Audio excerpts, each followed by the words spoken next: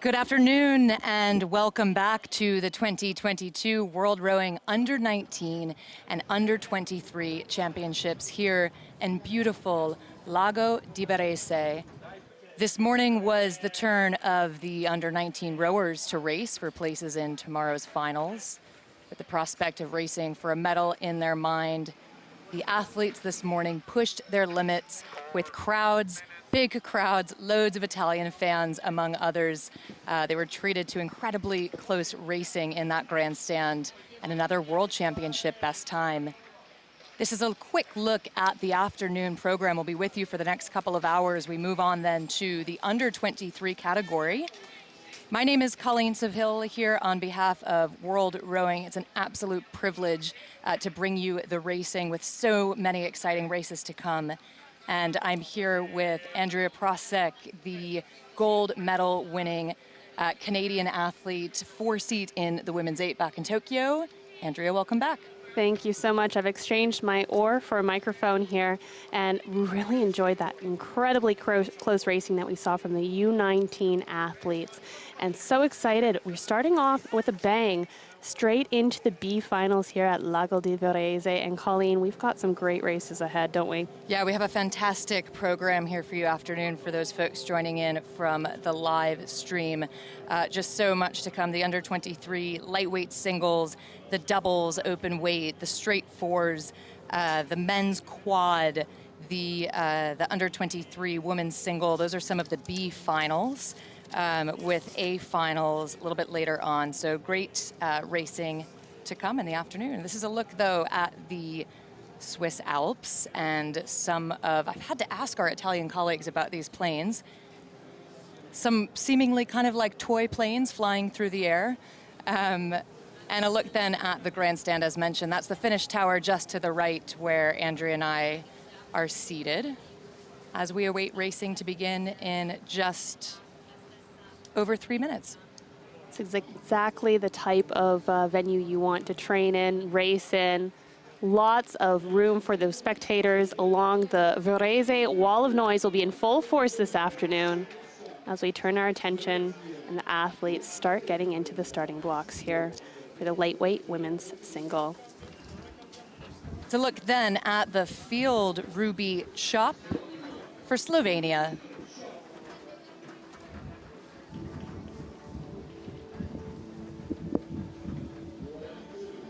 Lane 2 for Algeria, Had Belchadi.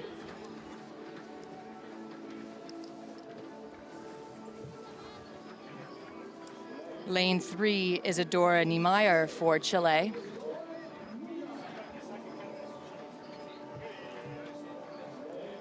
Lane 4 for Great Britain, Olivia Bates unfortunately has had to withdraw for medical reasons, so we wish her the absolute very best. But we won't see Great Britain here in this B final. Lane 5, Mariana Laura Dumitriu of Romania.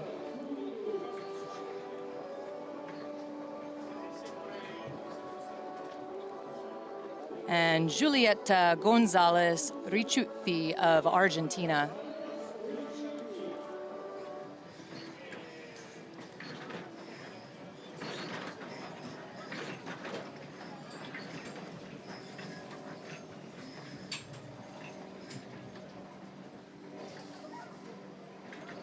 Absolutely silent for these athletes up at the start, particularly in the single sculls. They just adjust their points.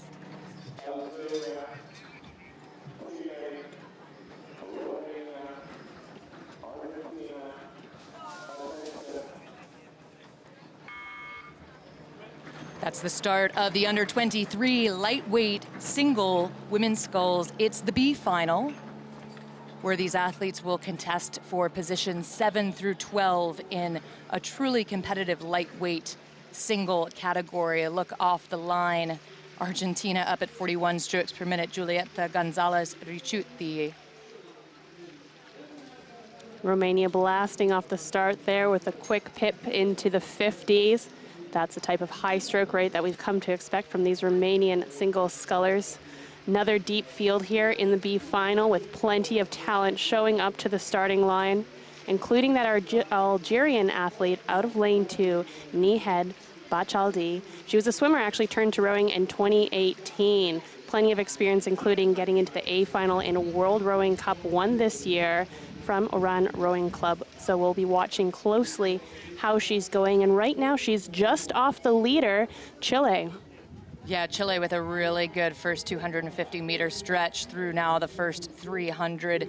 B final, that means it's the last race of the regatta for these athletes with everything on the line. So they'll be disappointed, of course, to not have seen themselves in the A final, but looking to make the best of the B. The Chilean sculler, Niemeyer, continues to lead just ahead of Ben Chadli of Algeria. Back to third, well, it's your pick between Slovenia and Argentina. Riding now with the Argentinian Julieta Gonzalez Riachuti. Those long blades, those are such narrow single sculls there. They're about 27 feet long and super light, only about 14 kilos, 31 pounds without the athlete, and they're designed to be that light to cut through the water, to stay up. Rowing's a game of drag, so those carbon fiber shells, no longer made out of wood, allow the athletes to stay as high above the water, and then their stroke weight will continue to keep them up. And we're through the 500 here, with Chile continuing to lead, Algeria in a close second, and then back to Slovenia. Yeah, real battle happening between Ruby Chop of Slovenia and Argentina out of lane 6, Gonzalez Richuti. You may recognize the last name Chop, Ruby Chop. She's the daughter of the famous Istok Chop. Several Olympic medals under his belt, just too many world championship titles to count. He was gold in the 2000 Sydney Olympics in the double. Athens took the silver in the double, moved into the coxless pair. Back in 1992, was in the coxless pair, taking bronze in Barcelona. And in 2012 in London, his last Olympic Games, took the bronze, moving into the double once again. So not her coach Mia Pier of Slovenia, but certainly will have the guidance and the wisdom from her father. And I have no doubt that he's somewhere here in the grandstand. In fact, I know he is. So Ruby Chop, we'll keep an eye on her. Slovenia, lane 1. The leaders, Chile, followed by Algeria, letting Slovenia and Argentina battle it out here as we come through the 800-meter. Stroke for stroke, we have access to some of the best GPS, and you can indeed see that little, as we zoom in, that antenna on the bow of the boat as they surge forward. So we have a live look, and it is just going back and forth, 1 meter to 1 meter. Of course, still early days in the race. We're about to come through the 1,000-meter mark, and who do you think is going to catch that third position, Colleen? Yeah, it's a really good question, because just 1 meter separating Algeria and Slovenia. Ruby Chop of Slovenia, Gonzalez Richuti of Argentina. They've been battling one another for the past several hundred meters for that third place position in this B final. Up at the top of the field continues to be Chile, Niemeyer, then back to, well, Algeria getting a little bit tight with the crews behind them, because that battle between Slovenia and Argentina is pulling them closer to her, riding then once again with Gonzalez Richuti of Argentina. That Algerian athlete, Ben Chaldi, though, lots of experience underneath her. She was in the B final in 2019 at the World Juniors in Tokyo and won the indoor rowing at U23s in the 500 meters. So we know that she has the capacity for a sprint, but right now staying comfortably ahead, probably taking an eye on the other athletes, making sure that she lets them battle it out for third and fourth, and hopefully doesn't get caught up in the sprint once we get closer to the end at the 12:50 now. It's a fascinating B final unfolding just out of your picture. Well, we see the Romanian sculler, but alongside her, Argentina, Slovenia, as mentioned, those two fighting for that third place position, what could even be a second. They are truly dead level as they move through the Argentinian, having to work a little bit harder to keep themselves up in that position. Gonzalez Richuti at 35 strokes per minute. Ruby Chop a little bit lower at a long 30. Algeria at 27 or 28. Dropping a little bit behind, but still comfortably there. I wonder if she's just conserving her energy, waiting for that sprint as the athletes behind them battle it out. But here we go. We're moving through the 1500, and any moment here, bottom right-hand side, you're going to see those splits to help us with the anticipation. Let's see where they land.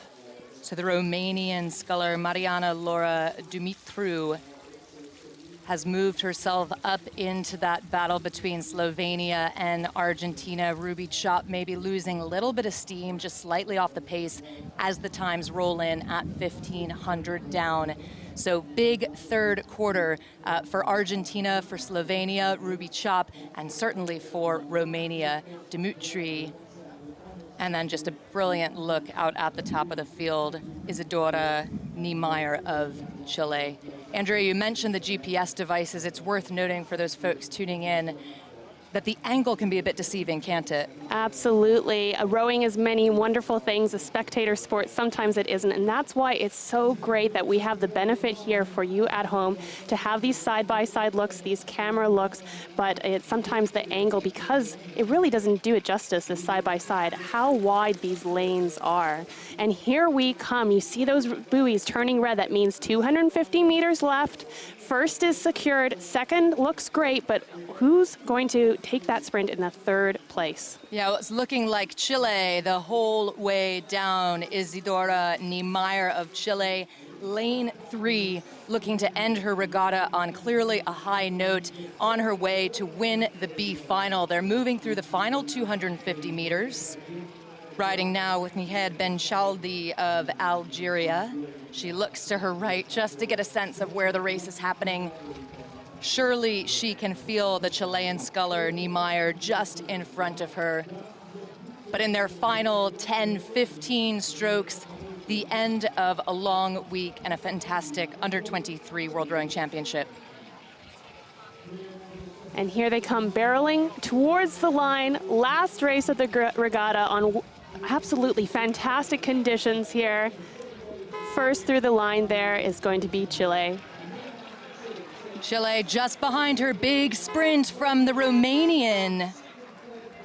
You may well hear the grandstand coming through our audio. I hope you do, because there was a big applause as the Romanian kicked it up. Mariana Laura Dumitru.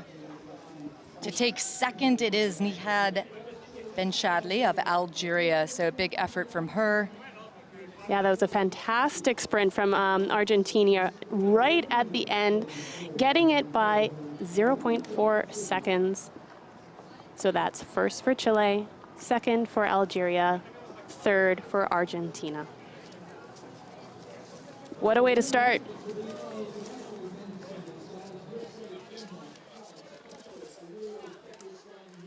We head back up to the start then for the under-23 lightweight men's single sculls. And that's a look at bow number 2, Ramas Lind of Denmark.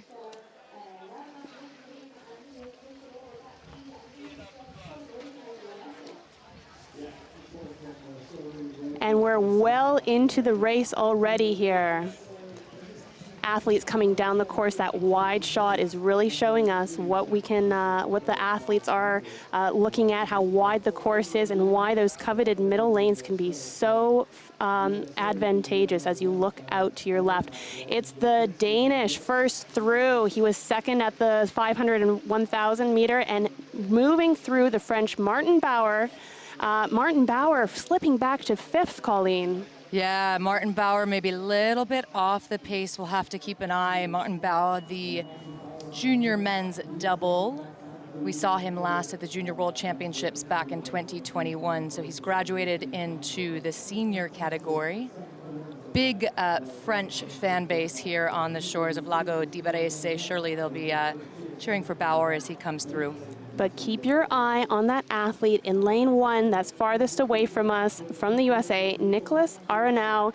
He was 4th, up to 3rd at the 1,000 meter, now 2nd at the 1,500 meter. He seems to be negative splitting it up at 35 and only 12 meters off of that Denmark sculler.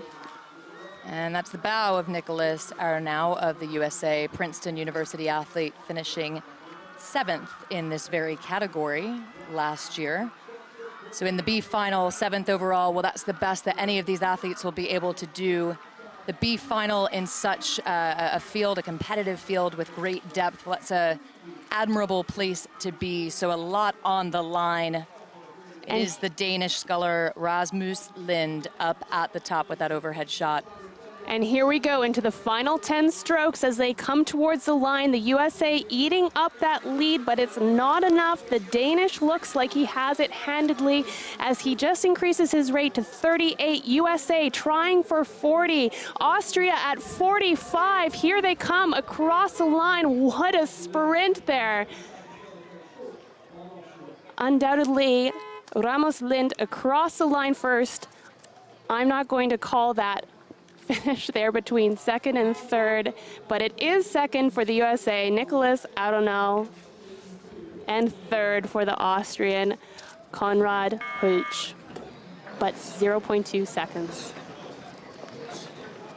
That's the replay of the under-23 women's double sculls. We'll join them just under halfway through their B final. Riding now with the Italians in this race, Denmark, Italy, Lithuania, the USA, Netherlands, and New Zealand. Josephine De Belle for Italy, Mathilde Barisson in the bow. They're about to go right across the 1,000-meter mark. Italy led at the 500. They're still in the lead here. The Netherlands have worked back from third into a second place, trading positions with the Americans, who have slipped back to third, and then behind Lithuania. So look at the combination from the USA on the far side just a moment ago. Now with the Lithuanians, Ugne Juzinete, Ramita Morgunate in the bow. And the backs of the Italians and the Danish on the left side.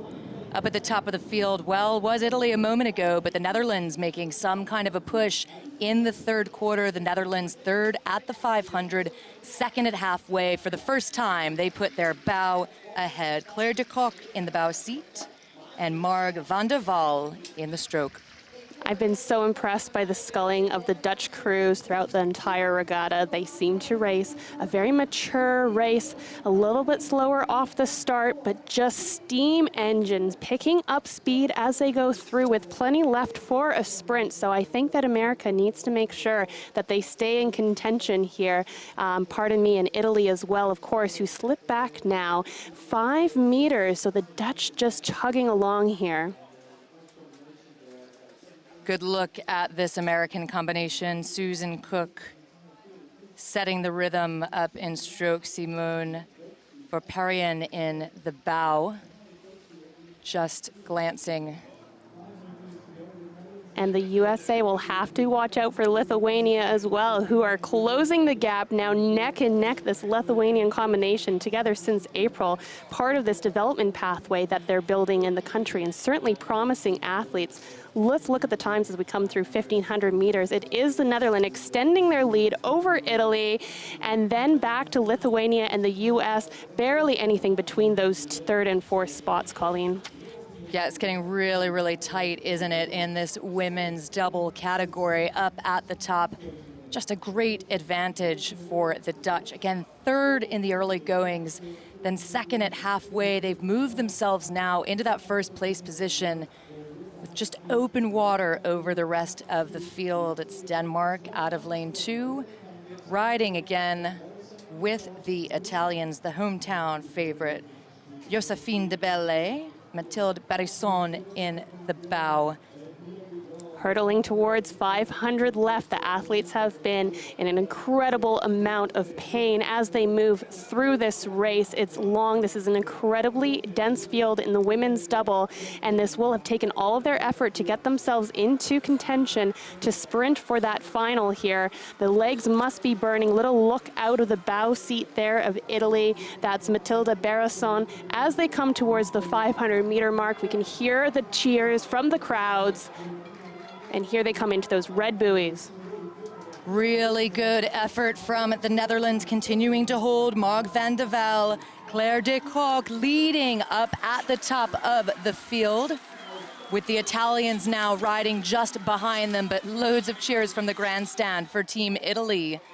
Netherlands holding on to the advantage. Lithuania, big push to try to push themselves into what could be a second place finish over the Italians. Lithuania overhauling Italy in the last quarter of the race, but no doubt about it, a great effort for Marg van der Waal in this B final. Claire de Kock, 7th overall, a win in the B final to end their regatta. That's the exact ending that you want if you can't find yourself in the A final. Lithuania overhauls the Italians to take 2nd, then back to Italy, about 6 seconds off the pace that the Netherlands set. With the USA finishing 4th.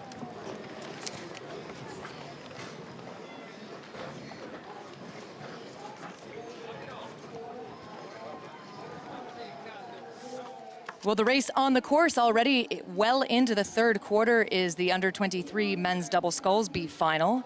Uruguay, Great Britain, Czech Republic, Italy, Australia, and Croatia.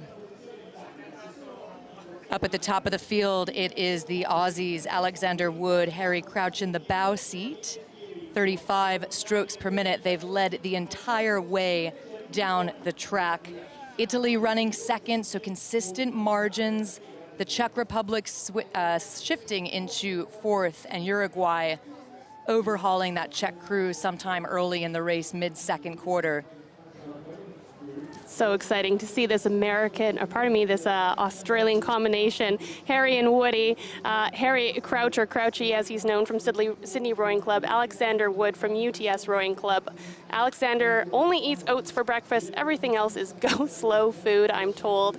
And Crouchy there, I'm told rough as guts. Good old Aussie rides his bike with his hands behind his back, 100 kilometers per hour, and he must be feeling like he is flying down the course right now. 5 meters behind as we're well into the red buoys. Here they come on your feet. Yeah, fantastic effort for the Italians. They can feel the grandstand just next to them off their right side. The Aussies, though, moving, well, quickest moving boat on the course, up at 42 strokes per minute. Alexander Wood setting a punishing pace. The Italians trying to close that margin, not quite able to do it. It is Australia charging in the final 10 strokes. Big effort from the Aussies. The Italians moving. The Italians now the quickest moving boat on the course, up at 41. They will run out of water, though, if they don't increase their boat pressure now. It will be Australia by about a half a length. A fantastic effort. Alexander Wood and Harry Crouch of Team Australia. It is back to the Italians to take 2nd. Andrea Licatolsi and Tommaso Molinari in the bow seat. Less than a second separating them, then over to Uruguay. Hugo Vasquez, Newton Seawright to take 3rd. A fair dinkum race from this Australian combination. I hope they're happy with that, and what a race to the finish.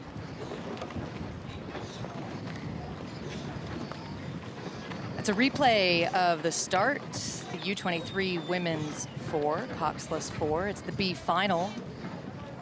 We join them halfway down the course. That's bow number 3 of this German combination, currently leading 35 strokes per minute.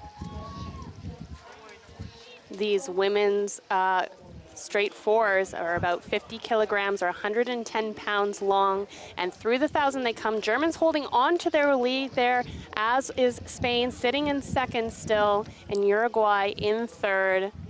It's going to take a fair amount for Denmark to get themselves back into the running, but your pick for Spain or Uruguay for 2nd? Yeah, what a battle happening at the back of the pack, or just not quite the back. That's Denmark rowing slightly off the pace. Spain and Uruguay having their private battle behind the German combination. That's a look at Uruguay.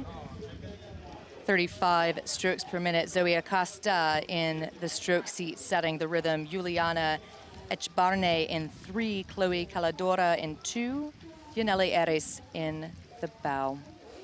Look at the muscles on the back of these athletes as they absolutely anchor those blades and pull the handle towards themselves. They must be having plenty of questions in their mind right now, but it looks like the Germans are answering with a resounding, yes, we can maintain. Yes, we will hold this pace as we watch them come down.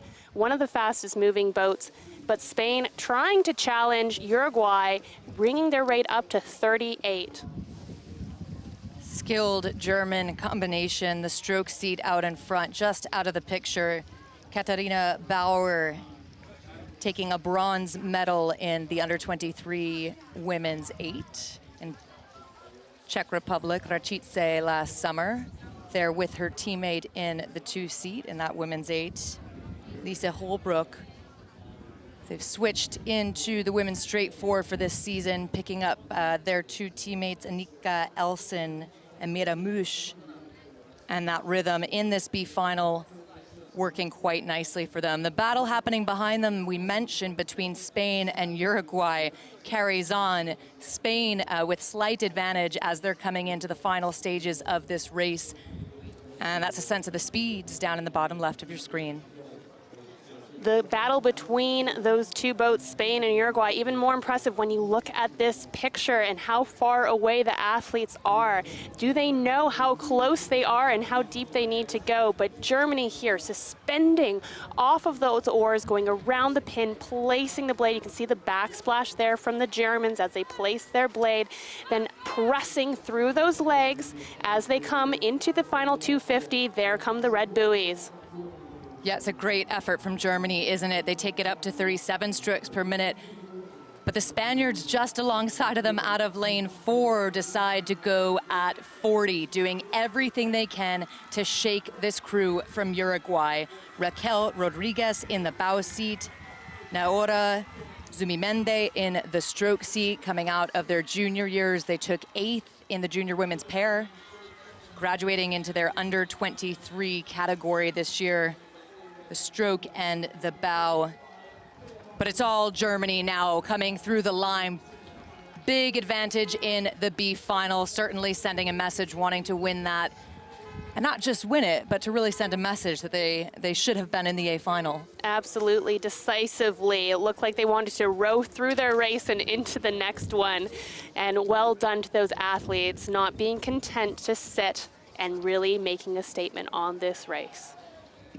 And look at the exhaustion. I know that feeling all too well there. They gave it everything, and I hope that they're very proud of that performance.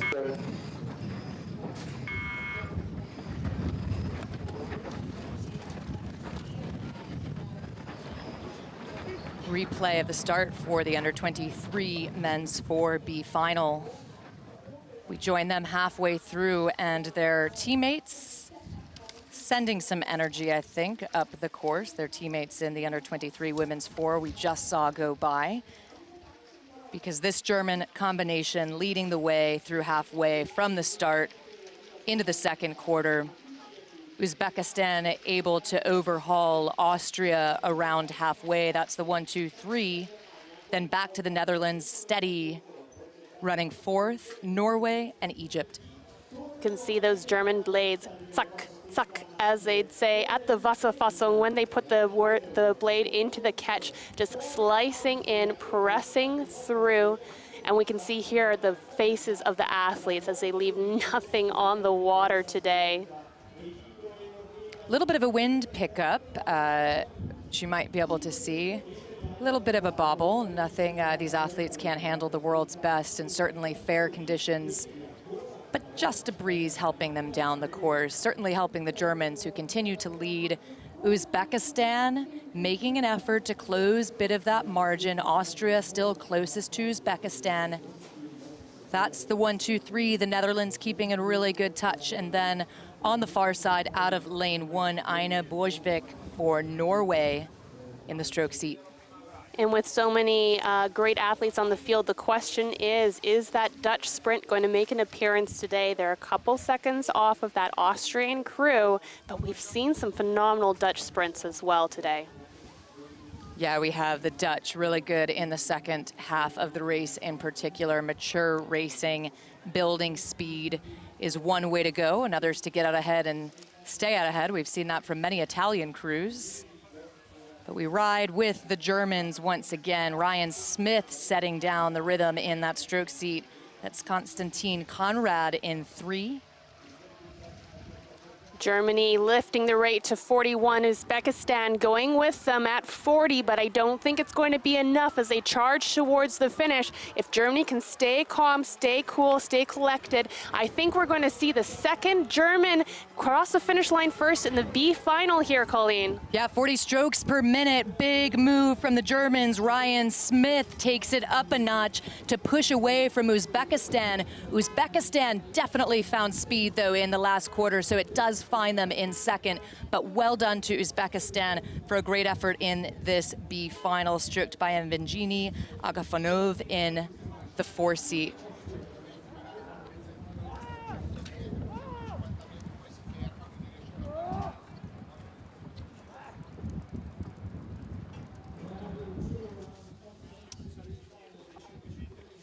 We move on to the under-23 lightweight women's double sculls, a replay of the start for that B final. Zimbabwe, Brazil, Uzbekistan, Spain, the USA, and Egypt riding now with the Spaniards Gil Carlota Gonzalez in the stroke, Nera Lago Cobas in the bow.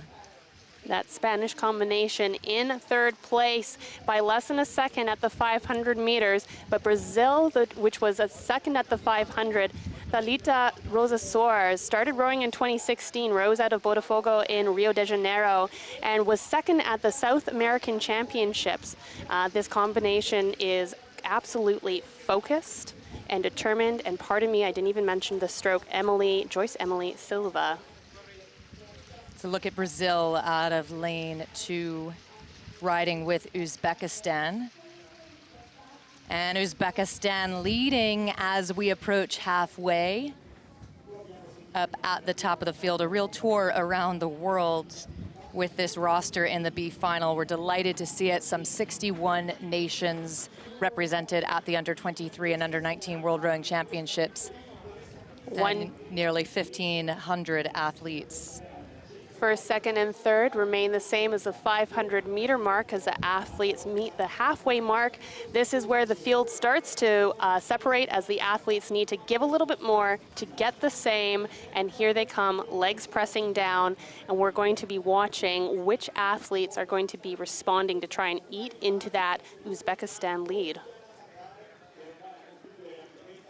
And it's a pretty solid lead moving through the third quarter. Uzbekistan, well, they were first at the 500 point, first at the halfway, continuing to hold on to that. But Brazil making quite the effort. We see just 5 meters separating these two crews. Joyce Emily Silva, Thalita Rosa Soares in the bow seat. Spain running a solid third, then it's back to the Americans, Ruthie Lacey and Brooke Ruzowski-Wich in the stroke seat. Athletes moving their blades, slicing through that little tailwind there. The blades are almost 3 meters long. That's 9.5 feet and only 3.5 pounds. They're thin carbon fiber, hollow, and the design like that, one less weight for the athletes to move as they try and float across the surface of the water, cutting through using the face of the blade. Top of the picture, that was Zimbabwe for a moment. Stacey Dunstan setting the rhythm. Duna Erasmus in the bow. We saw Erasmus just look over her right shoulder to get a sense of where the rest of the race is happening. And the race, well, they're through the 1,500 meter down. Uzbekistan just relentless moving through this B final, determined to get their bow across the line first. Uzbekistan leads, Brazil about 1.5 seconds off of them and nearly 3 seconds off the leading pace. Well, that's Spain. Then back to the USA, Zimbabwe and Egypt. Reem Daoud stroking the Egyptian shell, and Yasmin Huidi in the bow seat. Uzbekistan and Spain, fastest moving crews on the water right now as they're pushing through that 500-meter mark, pulling ahead with their compression as their heels come towards the seat, pressing down against the fixed foot plate and sending that boat surging towards the finish line, towards the Varese wall of noise. Under 23 lightweight women's double sculls. Big effort as we close out the final stages of this B final, where Zimbabwe, Brazil, Uzbekistan, Spain, the USA, and Egypt contest for what will be 7th overall in a competitive category, the lightweight women's double sculls. Uzbekistan, a fantastic job, 37 strokes per minute for Islamova in the stroke seat, Tagmatova in the bow seat. Big cheers as they come through. It stayed the same in the rankings all the way through, and it looks like that's how it's going to stand here as the crews come hurtling towards us. It looks like it's going to be Uzbekistan to take the win, followed by Brazil and Spain. Job well done to Uzbekistan. Louise Akhon Islamova in the stroke seat. We last saw in her junior days where she rode the single. She's moved into the double. We get the peace sign from her teammate, Malaika Magatova, and we move on to the next race.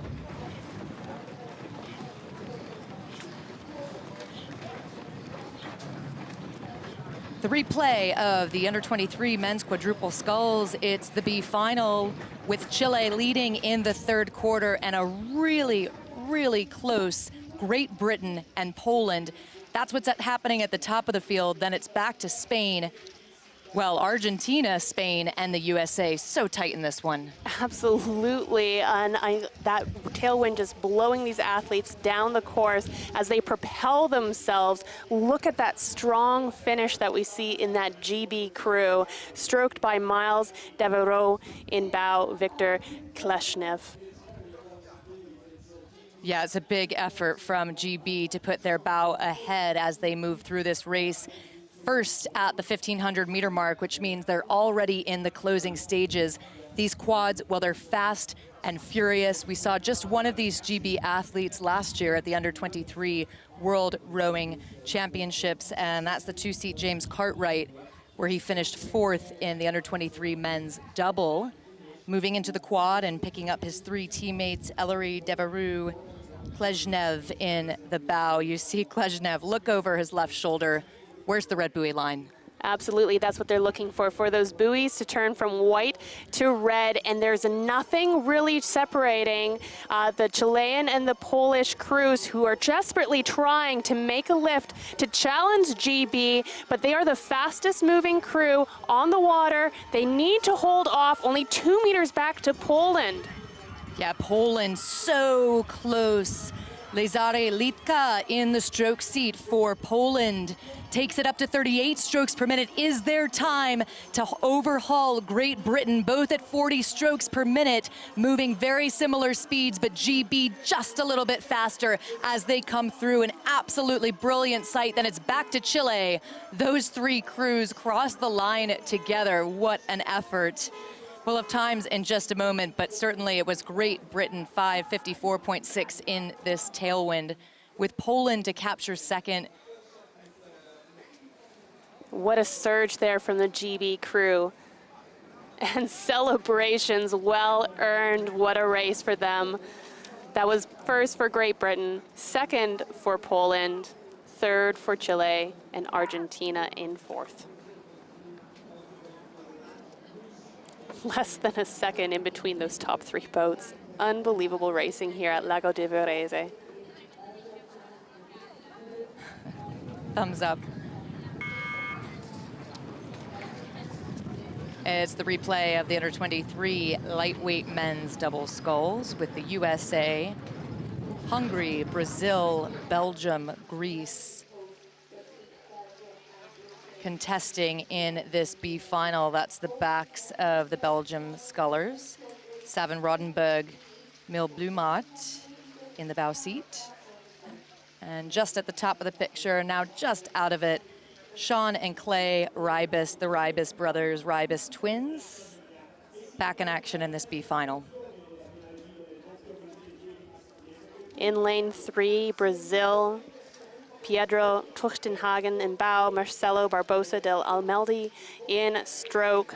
This combination came second, actually, in the South American Championships. A promising crew for the South American Games, and they hope 2024 here. But let's check in with how they're doing. They're at rate 31, really low, but only a couple meters ahead of Hungary. So they're going to want to do everything they can to keep in that third spot position. But the race unfolding at the front is Belgium in first, but only a couple meters back. Here come the Greeks. Yeah, big effort from the Greeks, that's right. Closing in on the leading crew. Keeping an eye on Belgium. They'll be looking to just get a sense of exactly where they are. Triantafiola in the bow seat and Simon Unides in the stroke seat.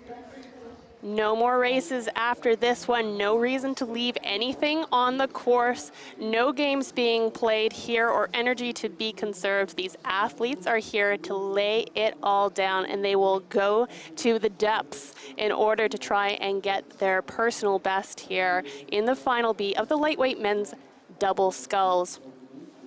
Belgium continues to lead there, Colleen.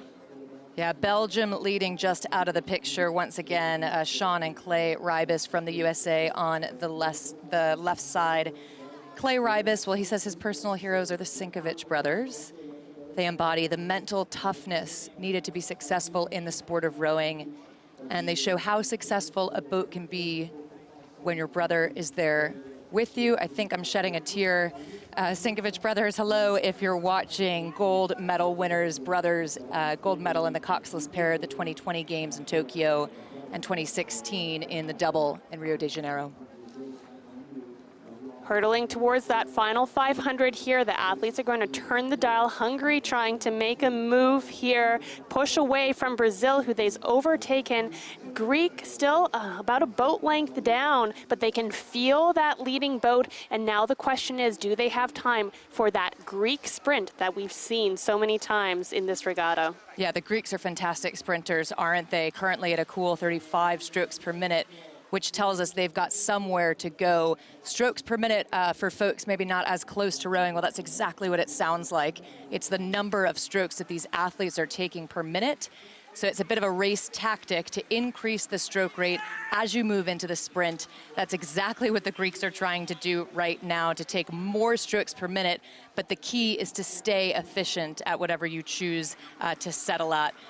Well, none of these athletes are doing that, are they? We're keeping an eye on Belgium. Belgium currently leading up at the top of the field, riding now, though, with Hungary, Balazs Zoloso, and Harry Egon Bridge. Coming through the line, though, in the final 10 strokes of their race continues to be Belgium. Great effort from the Greeks, but not enough to overhaul their competitor. And then it's back to Hungary. A great effort from all of these athletes, Brazil and the USA.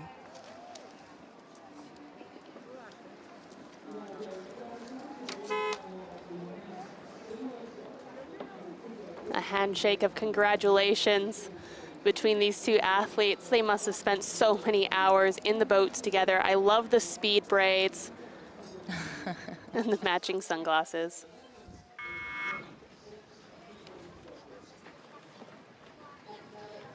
You know the drill, that's the replay of the start. We'll join this race halfway. Delighted to meet them there. It's the under-23 men's single sculls that sees Portugal, Brazil, Switzerland, currently riding with Bojan Rufuth.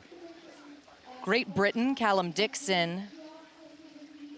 Over to Hungary, Bens Klenka. And then back to the Netherlands, Weist Moreau out of lane 6. That's Callum Dixon. He had quite a sneaky race in the prior round, didn't he? He sure did. He missed out by the A final by 0.18 seconds. I don't know if you can understand how close that is. And that was to the Italian Gennaro Di Mauro. But this Swiss athlete, who do we have here? Bojan Refurth. Watch him here because he is trading blows with the GB as they go neck and neck down the course here. This is going to shape up to be another fast race. Yeah, it's the biggest category, the under-23 men's single sculls, and that it's the most number of entrants. It's fantastic to see because it means that so many nations are able to be represented. Again, a good look at the back of the Brazilian Tomás Levy.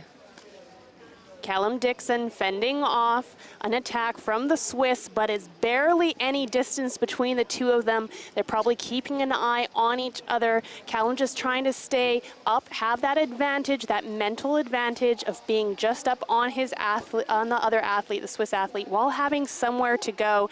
They're both at 31, so I imagine that they both have a sprint in the tank as Callum Dixon continues to just extend that lead over the Swiss Royfuth. Yeah, Callum Dixon, that's exactly what I meant by sneaky in the heats. We saw that, yes, he sees himself in the B final. Quite a young athlete for Great Britain, so lots to come in his future. But early on in the heat, well, I think he moved from 5th all the way in to qualify for the next round. He is in the B final. He'll be looking to secure that 7th place overall for Great Britain, the 22-year-old whom we saw at the first World Cup take 4th, and Lucerne at the 3rd World Cup finished 10th. Not to be forgotten there, the Brazilian athlete, Tomás Levy, fantastic inspiration. He suffers with Tourette's syndrome and is quite open about making sure that he uses his platform to share with others. And we are so proud to have him here, and he's certainly a great representation of his country. But here we go, about to get into the last 250 there. Watch for those white buoys to turn red, and let's see what sprints are left. It looks like Callum Dixon has pushed the Swiss back to a plate margin, and in fact the Swiss athlete's been overtaken by Hungary. Yeah, incredible trading places here. So Callum Dixon leading up at the top of the field, second at the 500. Big second quarter moved him into that first place position at 33 strokes per minute. That's a look at bout number 4 of Callum Dixon. Closest to him, closest threat for this B final, well, that's the Hungarian sculler. And here they come towards the line, pressing down, sprinting up. GB at 34, Hungary trying to overhaul him at 35, but I think he's going to run out of room here. It's all to play, nothing left, no races after this, time to go. And a look then at the front runner of the field continues to be Callum Dixon of Great Britain, pushing himself just ahead of the Hungarian as they move through the closing stages of this race. Ben Sklenka of Hungary to cross second. A good effort for him. And then back to the Swiss sculler Bojan Refurth of Switzerland. A job well done to Tomás Levy of Brazil, Andre Pinto of Portugal, and Weist Moreau of the Netherlands. A thumbs up to his competitors and his support on the grandstands here as he catches his breath. That's the tailwind that you hear perhaps into our microphones. Nice breeze here that we've organized to cool the athletes off. So are we going to see another replay here, do you think? Yeah, that's a replay of the under-23 women's single sculls. It's Japan, Latvia, Spain, Australia, Czech Republic, and Peru. Halfway through, times rolling in now. Spain leads for the first half the whole way down.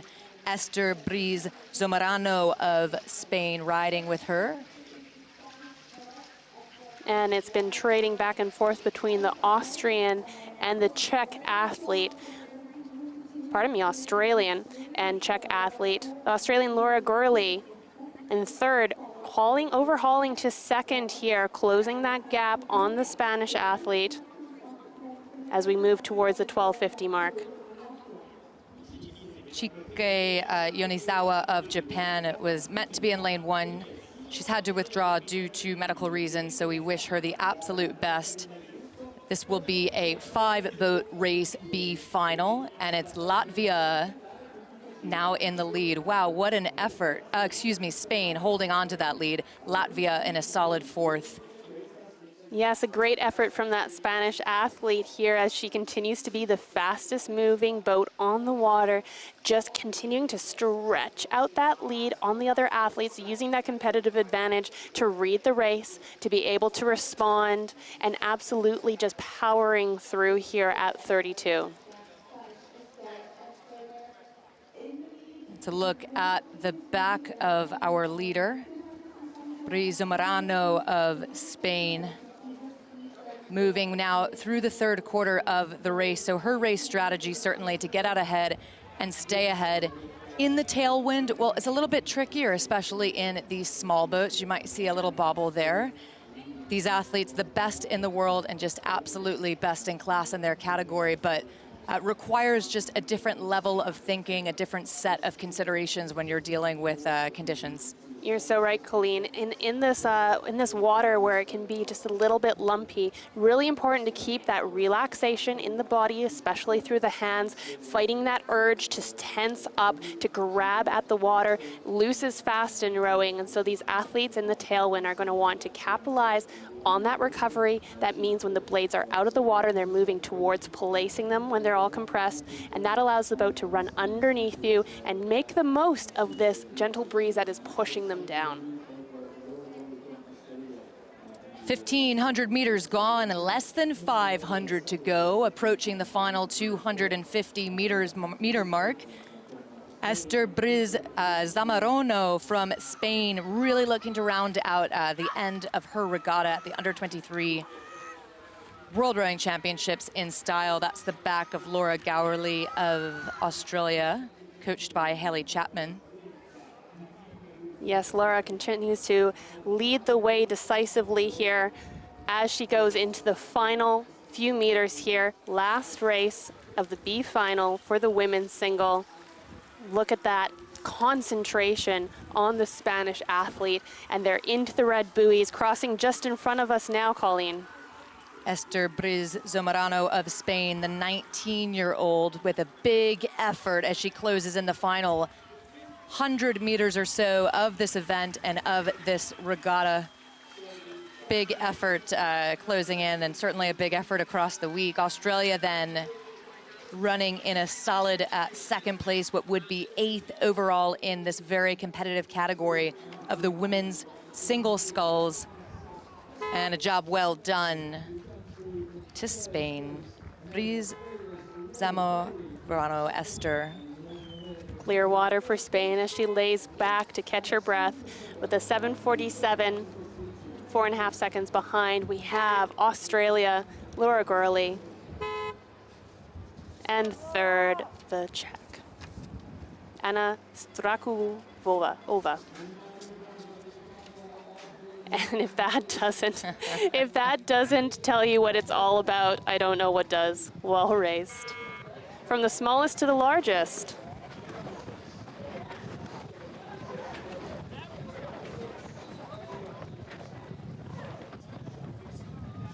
That's the replay of the Under-23 men's Cox 8. This is the B final, contesting for spots 7 through 12 overall in the Under-23 men's 8 category. It's a fast and furious start and a good one for the Czech Republic. We join them at halfway with the Czech Republic running first, then back to France, Canada, Italy able to overhaul Ukraine, with Estonia running 6th.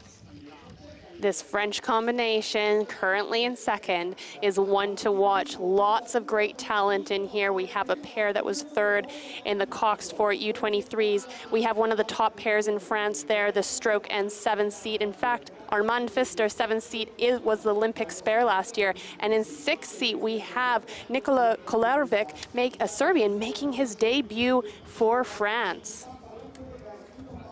Czech Republic in command of this race. They're already well into the 3rd quarter. The men's 8, just such a spectacle. Men's and women's 8s across the board. Just the big boats are so fun to watch, and you see them barreling down the course. What you don't hear is the voice of the coxswains who are urging their crews on. 8 blades per boat.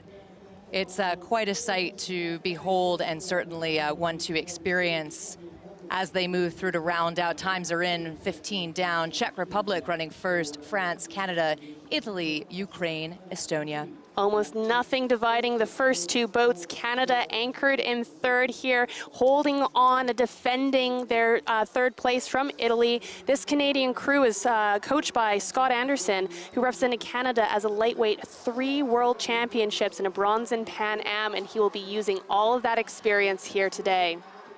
Looking up at the top of the field, what a battle between France and the Czech Republic, moving through the final 250 meters, so tightly packed up at the top. Behind them, the Canadians keeping in good touch. Then it's back to the hometown favorites, Italy and Ukraine, then Estonia. This Ukrainian exact combination we were delighted to see earlier this season at the second World Cup in Poznan, where they finished 7th, winning the B final.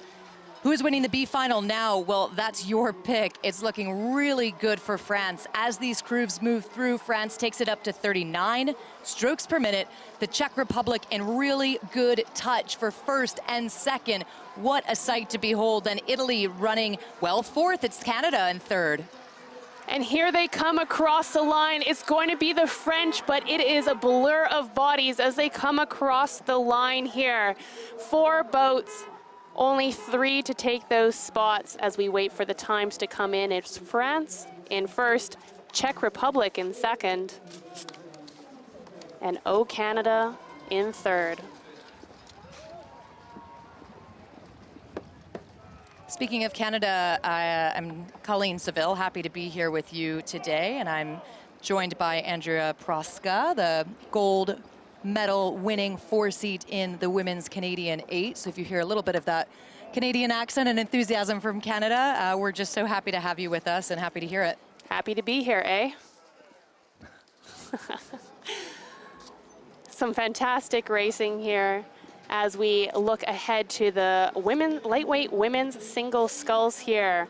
Australia in lane 1, Germany lane 2, Greece lane 3, Turkey lane 4, Italy in lane 5, and the Netherlands in lane 6.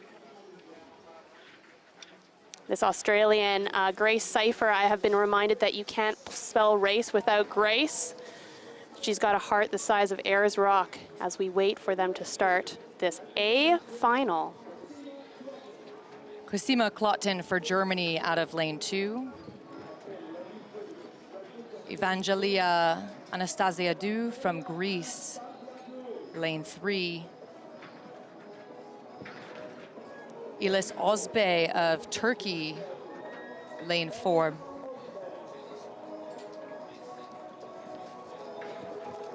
Giulia Clarici representing Italy.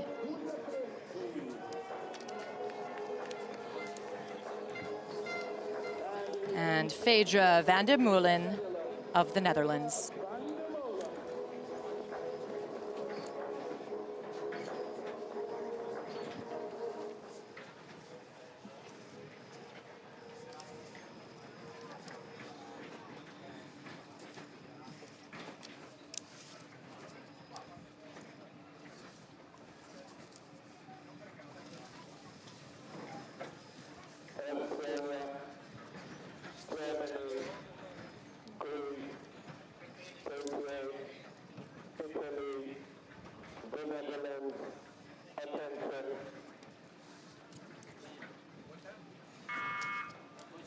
That's the buzzer and the start of the under-23 lightweight women's single sculls. Australia, Germany, Greece, Turkey, Italy, Netherlands riding now with Giulia Clarici of Italy. 46 strokes per minute, 45 strokes per minute. The Italians not afraid to use the stroke rate in their favor. She's the silver medalist in the junior women's single last year at the Junior World Rowing Championships. Moving into the senior category, the 19-year-old representing Italy. We just saw the Dutch athlete there and Dutch national champion Phaedra van der Meulen. She is continuing down the course here at 38, currently in the lead with a very quick start. These athletes so tightly packed in this A final. So we've moved on then from the B finals, as mentioned, that we're contesting for 7th through 12th overall in their category. And we're in the A finals. So it's a race for medals, absolutely everything on the line, and truly anything can happen. Looking across the board, well, it's the Netherlands holding on to that first place position as we close in to the final quarter, first quarter of the race, the 500 meter down. Really tightly packed just behind her. Turkey so close, Italy, Greece, Germany, Australia. We'll have times in a moment, but a fantastic view of the back of the Greek sculler, Evangelina Anastasiadou. The Greek sculler is a silver medalist in the U23 and absolutely dominated her first semi. So we are looking for her to probably close in the field, and closing in it is. You can see there on your screen how tight it is. Turkey holding on to it by a bow ball. Netherlands and Greece in hot pursuit. Italy not to be left out of the conversation. Riding with Phaedra van der Molen of the Netherlands closest to us.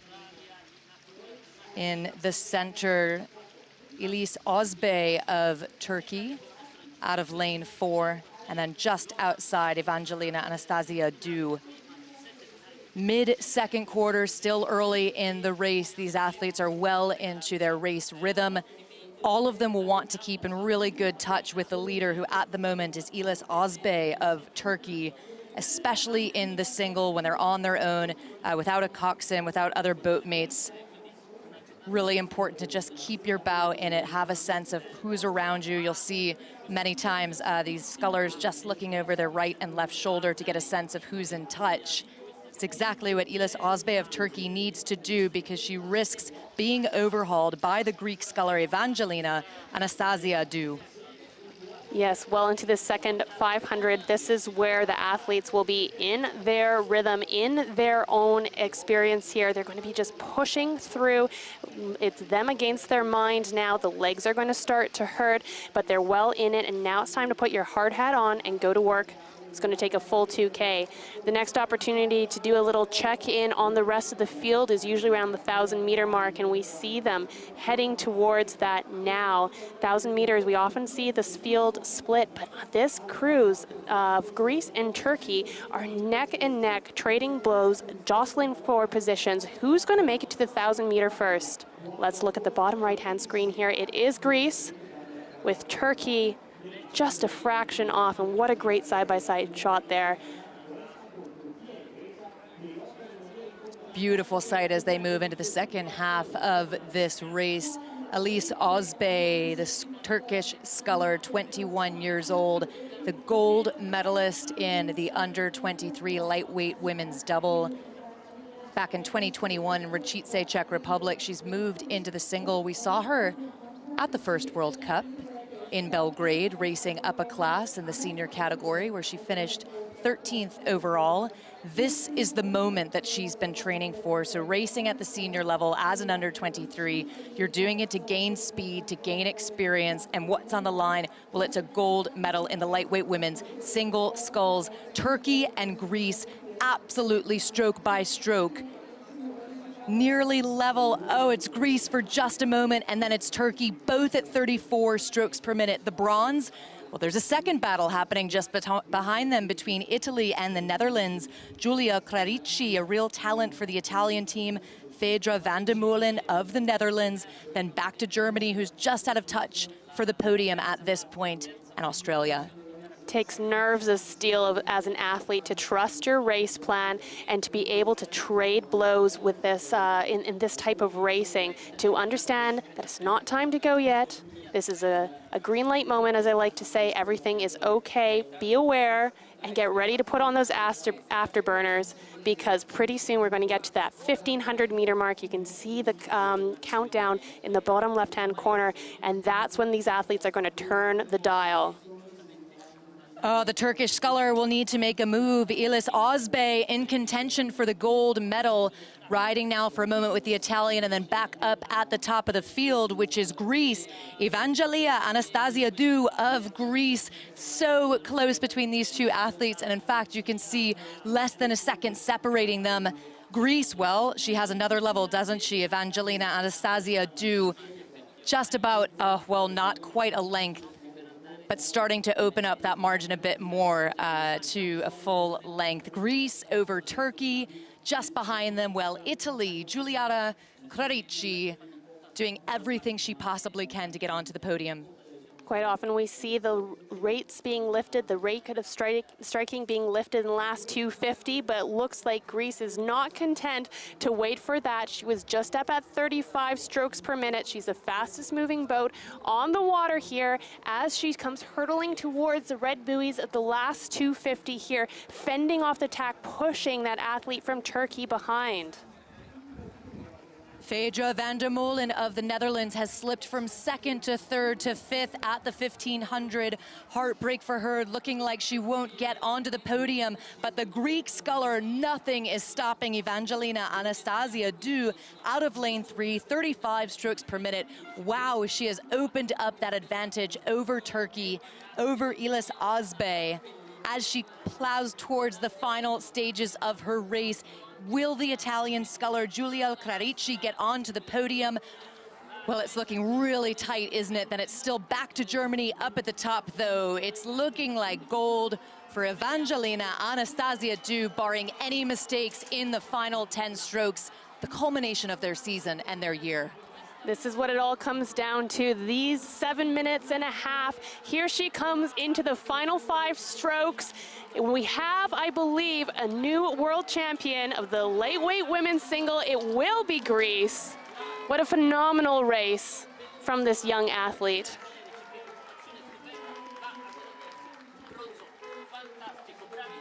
And as we watch the close-up there, you can see the emotion on the face of Evangelista.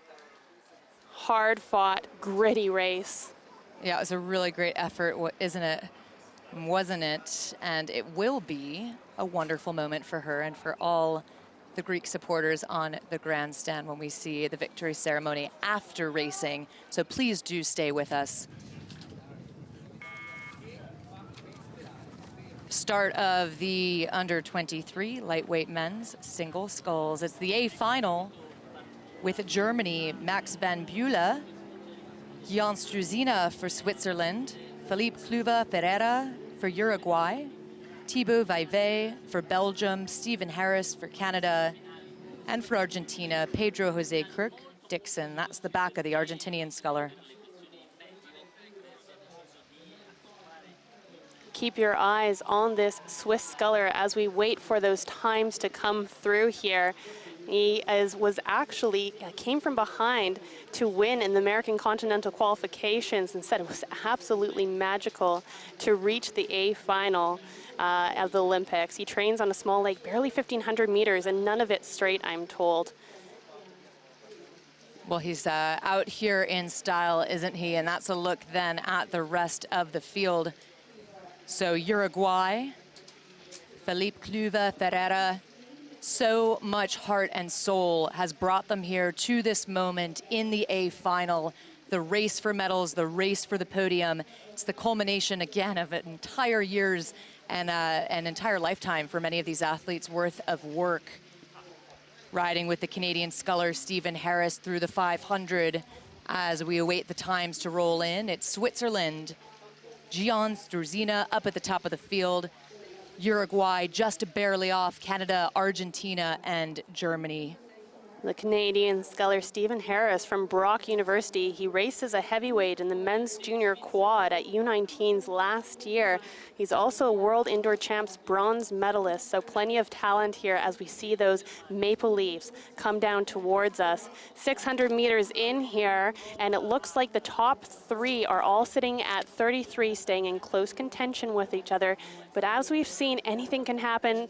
It's a long race here in the single sculls. All of your successes and failures are your own. These athletes will be doing plenty of self-talk here as they put themselves under the highest pressure they have here in the gold medal A final for the lightweight men's single sculls. Beautiful shot here of the Canadian sculler, just fantastic to be so close alongside them, riding with the action. No doubt they can feel each other's presence, they can feel and hear each other's stroke. That tailwind just giving them a little push down, and we see the slight advantage for the Swiss sculler, Gian Struzina, as Uruguay, Felipe Cluva Ferreira looks to push up as close as he can to the leader. I'll never miss an opportunity to point out those maple leaves on the blades of the Canadian athletes. They're only put on during World Championships or Olympics, so to earn the leaf is such an important moment in a Canadian rower's career, and he's wearing them well here as he continues to come down Lago de Varese. 1,000 meter, let's look at the bottom right-hand side of our screen and see what the gaps are as we come across the first half. It is the Swiss in first, but don't blink, you'll miss Uruguay trying to sneak up, and Canada in very close contention here. 1,000 meters is when the athletes are going to give a little more, turn the dial. It's going to hurt a little bit more as well, but those knees are going down and the decisions are being made. Time to go chase greatness. Uruguay now leading Felipe Cluva Ferreira, the 22-year-old whom we saw at all 3 World Cups this year, the full World Cup series. All of that effort paying off. He's in the A final in contention at the moment to chase down that goal. Just a fantastic job to him. He took 5th in the lightweight men's single at the first World Cup in Belgrade, onto the podium for bronze in the same category in Poznan at the second World Cup, and taking 6th. So in the A final, lightweight men's single, World Cup 3, moving through that halfway point into the third quarter, holding on to the lead. Then it's back to the Swiss sculler, and Canada vying for that third place position. Racing up a category no doubt will help them here.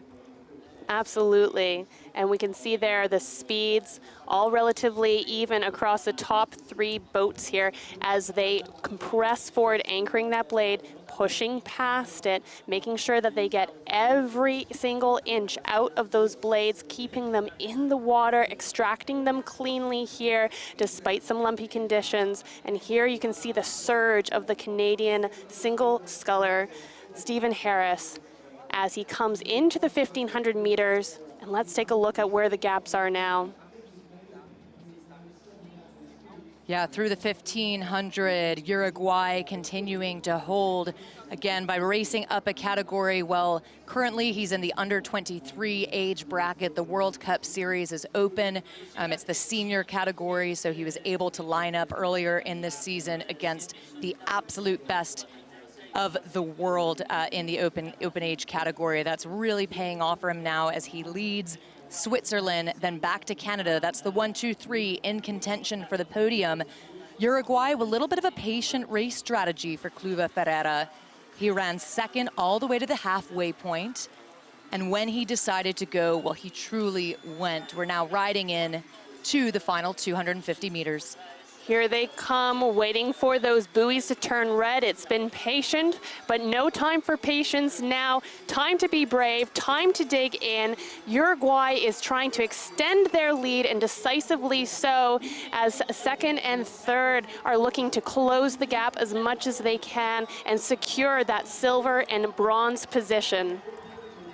Absolutely thrilling as they move through the final 150 meters, closing out this last stretch of their season for Uruguay. It's looking so good. Felipe Cluva Ferreira up at the top of the field, total command of this race, 36 strokes per minute. Switzerland riding just behind him, but it's clear water back.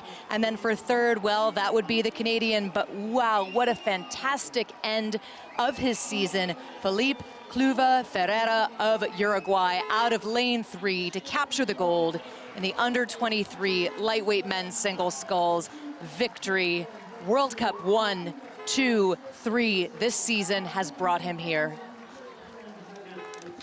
Absolutely elation from those top 3 as he takes his oar out and cheers for all to see and manages to stay upright. That's a skill in and of itself, everyone. And a fantastic, imposing race and an impressive finish at the end there with the celebration. Managed to overhaul the Swiss sculler Gian Struzina about halfway and just run for the gold.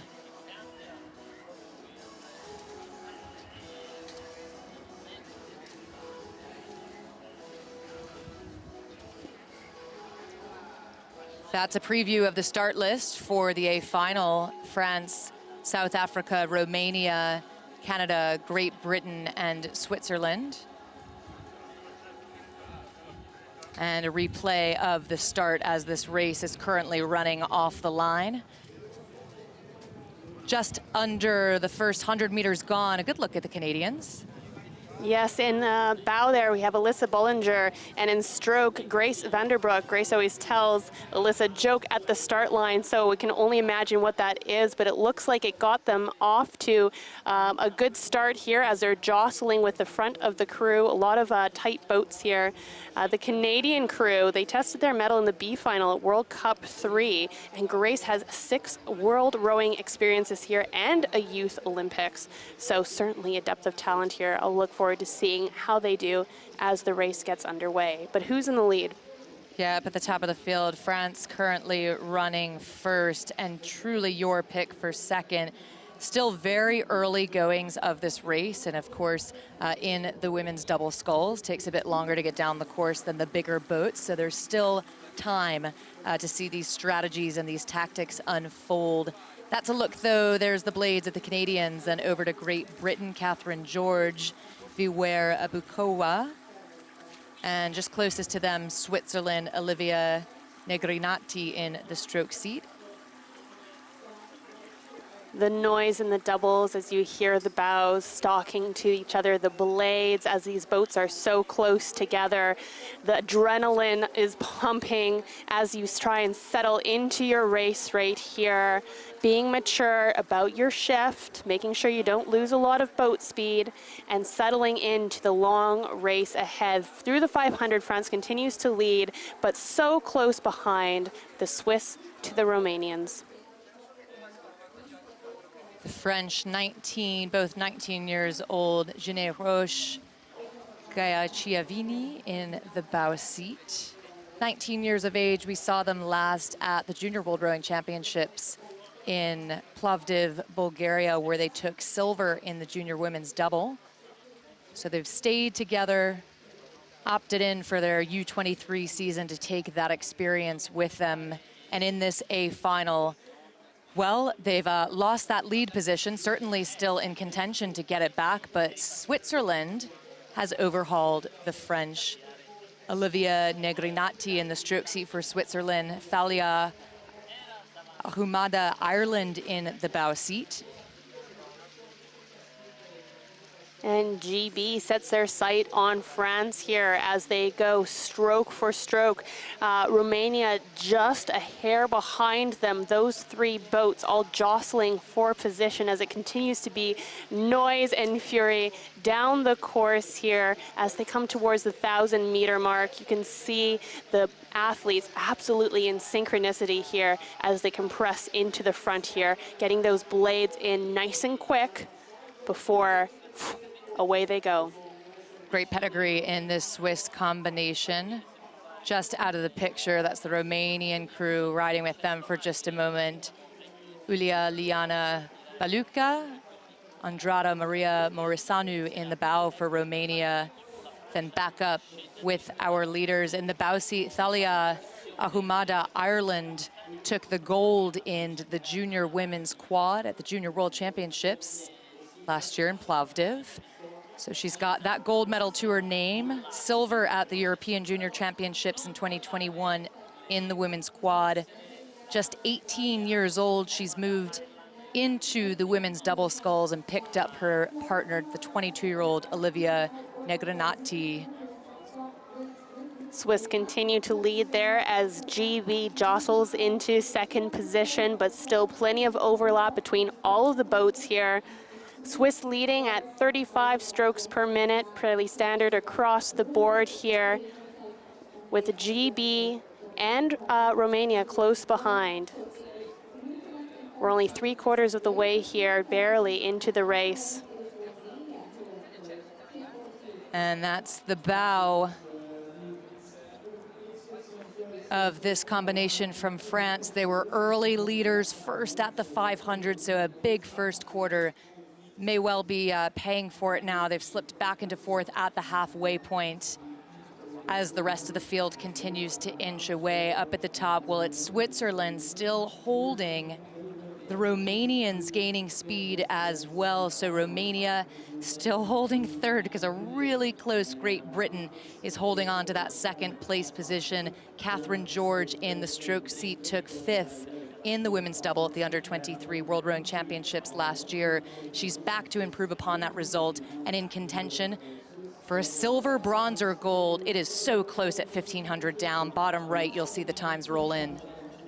2 strikes per minute higher than the crews in front of them. The Romanians have overhauled GB and are now neck and neck with the Swiss, challenging for that first position and now just pushing into the lead. They have undoubtedly made a move, but will the Swiss and the UK respond? A response is what's needed as we close into the final 250 meters. Switzerland, yes, overhauled by this combination from Romania. Balauca in the stroke seat, Morisanu in the bow. Real talents for the Romanians as they patiently rode the first 1,500 meters, moving from third, first half, into second, and now leading this race. Just an absolute thrill to watch. The bow seat, Morisanu, was in this exact race last year where she finished sixth, and she's now in contention for a gold. How sweet would that be for the Romanians? Amazing sprint here as we see the Romanians absolutely gutsy move here as they open up the field. They're not leaving anything to chance here. They want to be world champions, and GB and the Swiss now challenging with Canada. Canada, yes, pulling themselves up into the mix as well. France and South Africa, the only two crews off the pace. Romania, how sweet it will be for Morisanu to move from sixth to a gold medal position with her partner in this women's double sculls. 37 strokes per minute for Balauca and Morisanu of Romania just behind them. Well, we'll have those results in a moment, but you saw how tightly packed it was, trading punches the entire way down. Canada with the silver. The Canadians super happy in the grandstand. Goosebumps, what a finish there from that combination from Canada. Starting sixth at the 500, staying in fifth, and then no fear into silver. What a race. Great Britain with the bronze.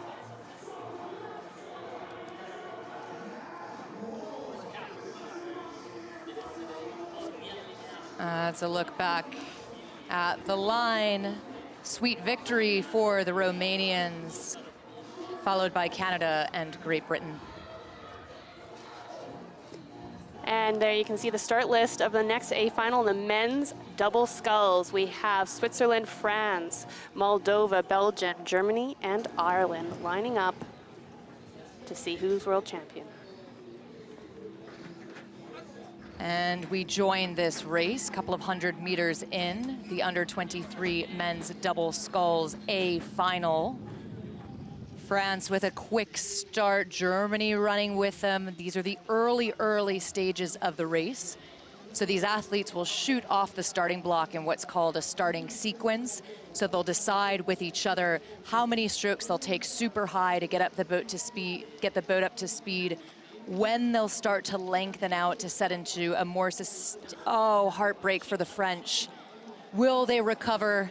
Lost oar there for the bow seat, Johan Lamarille in this tailwind. It's tricky, Andrea, isn't it, in the wind? It absolutely is. The wind can sometimes push you off your rhythm there, but really impressed how the athlete just grabbed onto his blade again and kept going. No doubt they practiced that accidents happen, and it's still early days in the race here. They're still in contention here, riding level with Belgium. Yeah, fantastic recovery from that slip-up for Johan L'Amiral of France in the bow seat. And as they move through the first quarter of the race, we'll have times coming through at the 500 in just a moment, but it's not looking like it's cost them too much. You can imagine the adrenaline that you would get from this, and it is Germany first, followed by Moldova, Belgium, and France really recovering well and getting back onto their rhythm, taking that bad stroke, putting it behind them. Still a lot of race and runway left. Yeah, it's certainly not what you want, is it? But it can be hyper motivating to find that extra level of adrenaline to try to make up for the mistake. France, well, they're running fourth, so they'll need to put in a bit of pressure to try to get in contention to be back on the podium. The 19-year-old stroke seat, well, that's Samuel Arc of France. He took silver in the junior men's double last year at the World Rowing Championships in Plovdiv. Pressing down through the 750 here. It continues. Now it is Moldova. No, it's Germany. No, it's Moldova in the lead. Blow for blow here as these boats come down the course. Barely anything between them. And just behind Moldova and Germany, Belgium and France contending with each other here. Each trying to make sure that they stay in contact and look at that strong rhythm there from the crew from Ireland. Ireland certainly does have a sprint too in them, don't they? Yeah, they do. We love watching the Irish sprint, and there's just fantastic support from Team Ireland here in Lago di Varese. You're looking at the bow of this French combination. Little bit of a hiccup at the start, but they've recovered quite nicely. Just cruising by them. Well, that's Moldova, and then a look at the full field as the times roll in for halfway. Big second quarter for Moldova. Belgium running second, back to Germany. France unable to get back into the top three. Still some time left. That's just the halfway. Absolutely, just the halfway. It's downhill from here as the athletes move into the second half of this race here. They're going to be looking to apply a little bit more pressure here. This is where the pain really sets in if you haven't done it before, but the adrenaline is absolutely pumping. They will have practiced this type of rowing under pressure before. They'll have a plan, they'll have a strategy, and now it's time to execute. Stay calm and get ready for that 1,500-meter turning of the dial. Yeah, this Moldovan combination, Luca and I were able to meet on World Rowing's Facebook Live when we walked through the boat park just the other day. And Luca Broghini and I, if you know him, I'm sure you do if you're from Team Italy, we had the chance to chat and we said, you know, what's your race strategy in the next round? And truly they said, it's get out ahead, stay ahead, and their only secret is hard work. France slipping behind, but there comes the Irish, not content to settle for anything less. They have overhauled Germany here as they go up to 37. They want to be heard. They want a seat in the conversation here as the meters start to tick by and they hurtle towards the 1,500-meter mark. Moldova then overhauled by Belgium in the third 500. Just 5 meters separating these crews. Team Ireland looking to get back onto the podium, which means France slips into fifth. So much heart from the Belgium, Aaron Andries in the stroke seat. Tristan van den Busch in the bow, in the hunt for the gold. Final 500 meters. Final 500 indeed, less than 9 meters in between first and second. A little bit of work for third, but the Irish refuse to give up their third place, pushing through here and in fact eating up the lead between them and Moldova here. Belgium continues to be in the lead. That's the backs of the French combination. They'll be just heartbroken to have had that upset at the start and not quite able to get themselves into medal contention. Belgium, well, they'll be pretty happy if they're able to maintain this pace as they charge through the final 25-30 strokes of their race. Belgium on their way to capture the under-23 men's double sculls gold medal, the end of their season, the culmination of so much hard work as they come charging. Quickest moving boat on the course at the moment, although Germany Germany trying to take some kind of a push. I'm afraid the Germans have run out of time. It is Belgium with an open water advantage over this combination from Moldova. Ivan Korsunava and Alexander Bulat. Great effort for Moldova. And then not at all shocking to see a fantastic sprint from Ireland. Conan Pazier in the bow seat gives a shout and a wave. Brian Kolsch in stroke. Yes, that Irish combination likes to give us a bit of a show here, going from 6th at the 500 to a bronze medal. Germany runs 4th.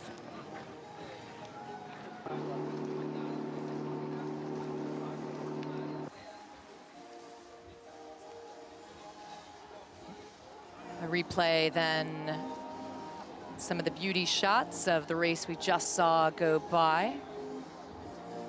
And here we can see the start list for the A final of the women's straight four. Australia, France, Poland, US, Great Britain, and Romania.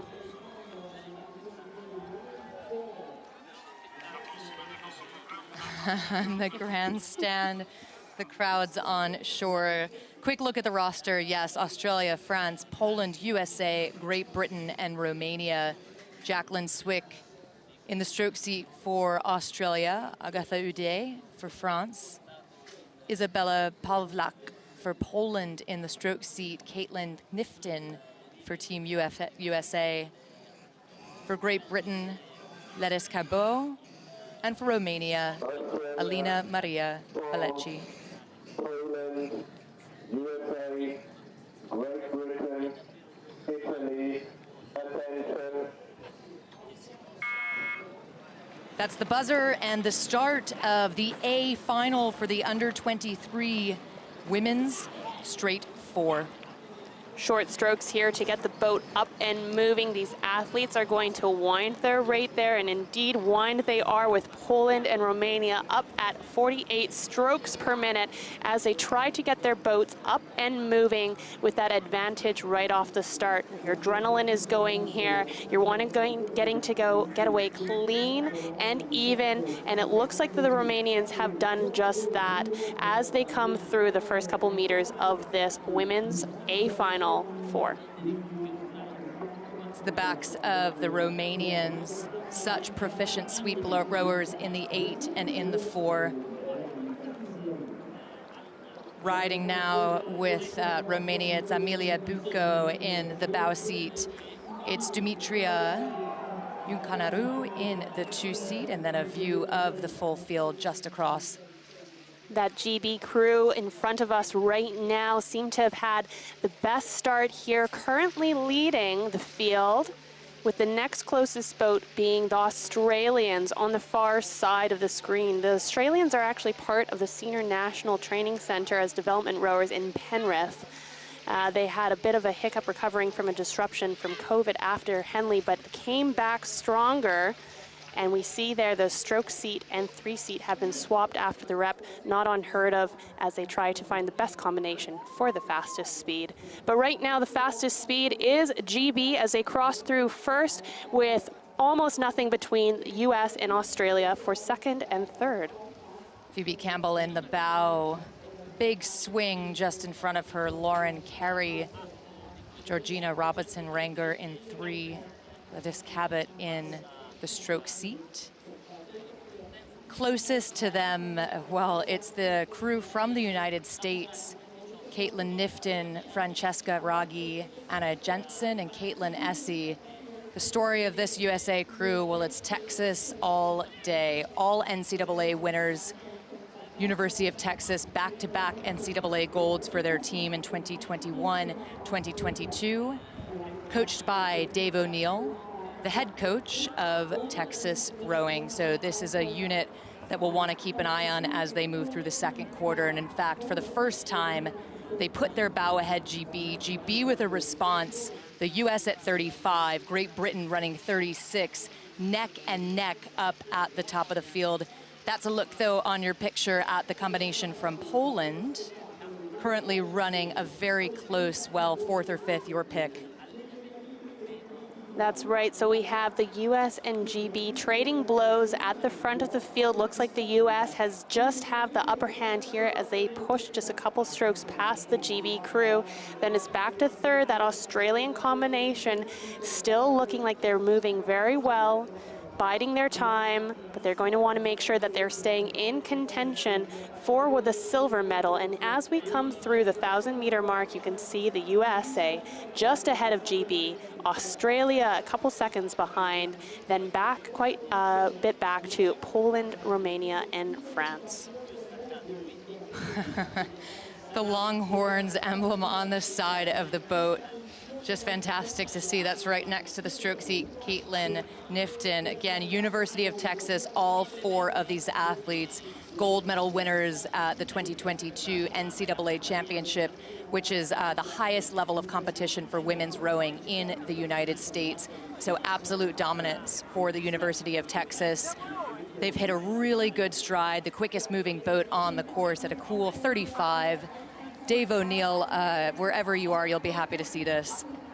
The job of that leading crew now is to break that elastic, that invisible elastic that connects them to the next fastest boat, which is the GB crew. They're going to want to push ahead so that the GB crew can't see or feel their puddles. Such an advantage to be able to still have contact with your opponent. It means you're within striking distance, and I'm sure that the USA would prefer that this be a decisive win. But with the racing that we've been seeing so far this regatta, nothing is safe here at all as they come towards the 1,400-meter mark.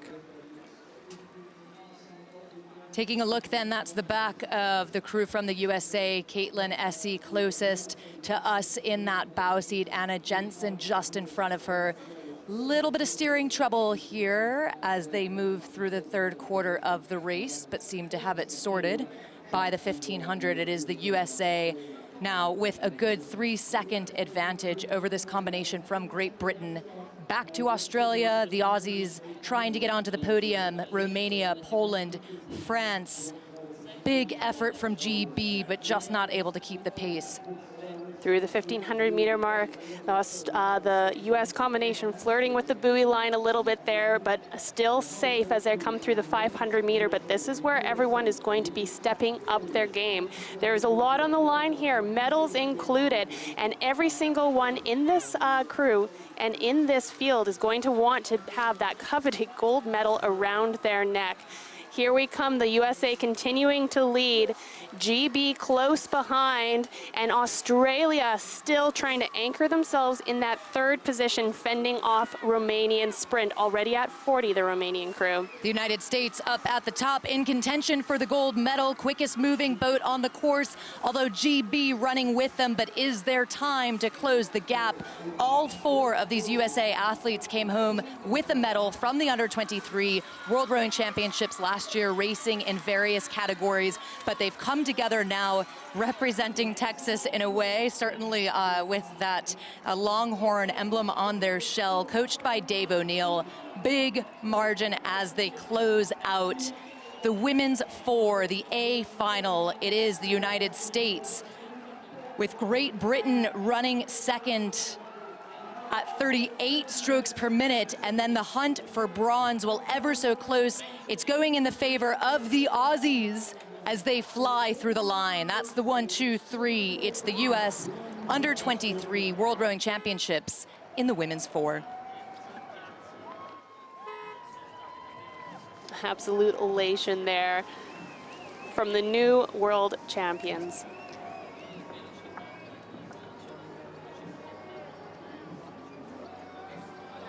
Quick replay of the start. Great Britain pretty quick off the line. We see them closest to us. Big effort in the first quarter. And a silver medal for GB as the US comes through to capture the gold. And the start list for the men's straight four: Australia, Romania, New Zealand, Great Britain, Italy, and Ireland. And what a race this promises to be.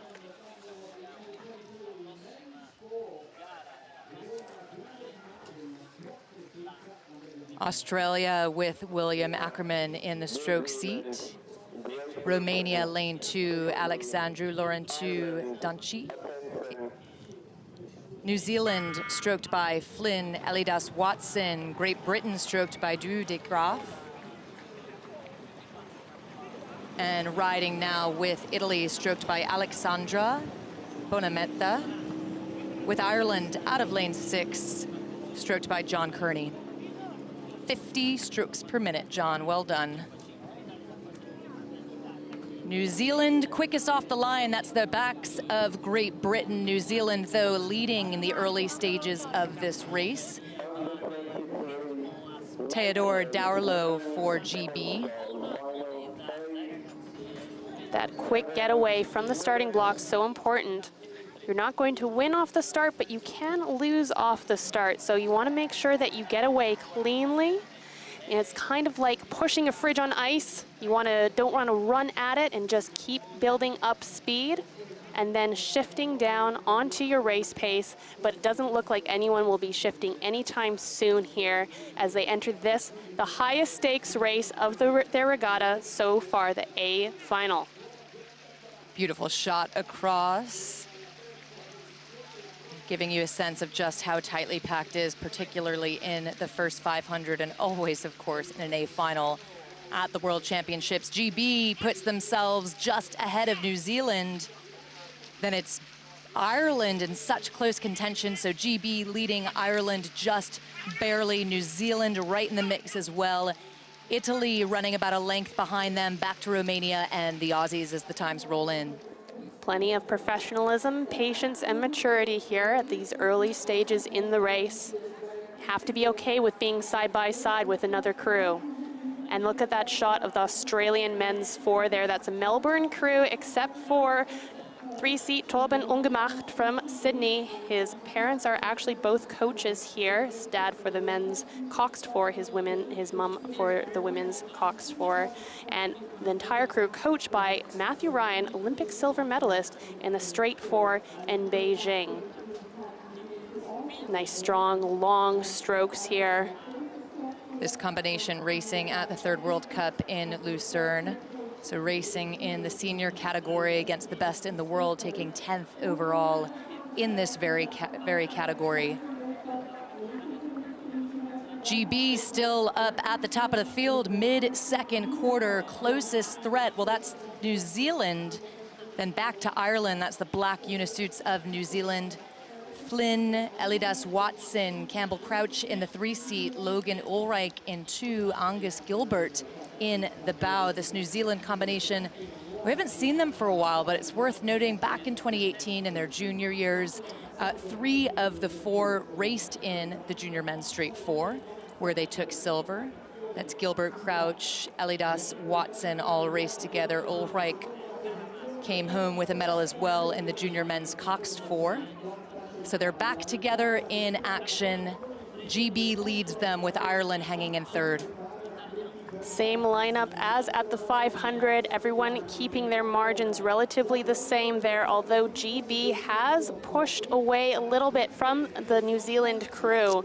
They're going to want to make sure that they maintain that, just patiently pushing the field away so that they can control the race from in front. But still a long way to go here as they come through the 1,000-meter mark, hurtling towards the 1250. This combination from Great Britain, speaking of medals from previous years, 3 of the 4 came away with gold medals at the Under-23 World Rowing Championships. Miles Beeson in the men's 8 gold medal winning, and his teammates Calvin Tarze and Duau de Graaf coming away with golds in the men's pair. They've come together in the men's 4. They've picked up Theodore Dourlo in the bow, and they lead first half of the race from the start as they move through the 3rd quarter and look for that 1,500 down mark. And as we wait for those 1,500-meter times there, you can see those long sweep blades of the athletes. Those are over 3.5 meters long. That's about 12 feet long that they're placing behind them in perfect synchronicity, pushing away. And pushing away at the front of the field, it is GB, followed by New Zealand and Ireland, running in comfortably in 3rd, but I'm sure with a sprint to thrill the spectators on the shore. Less than 500 meters to go. The backs of Great Britain, if they can maintain this pace, they will not only get onto the podium, but have that coveted gold medal around their neck. 39 strokes per minute. De Graaf takes it up. New Zealand looking to go with them. They take it up to 40 strokes per minute. Elodie Watson trying to match Great Britain's speed, not quite there.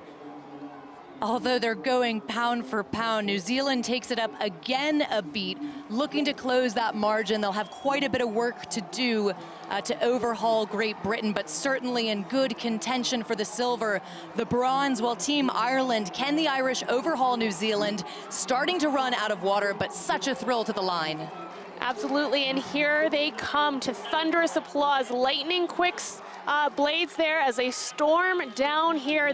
The final 5 strokes, legs burning, probably everything gasping for air, but it will be GB as the new world champions, followed closely by New Zealand and Ireland in third with the bronze. What an effort for all of these athletes. The Irish capturing the bronze. And a look at Great Britain as the drone flies over them. Just absolutely delighted, as they should be, with this result in the under-23 men's 4.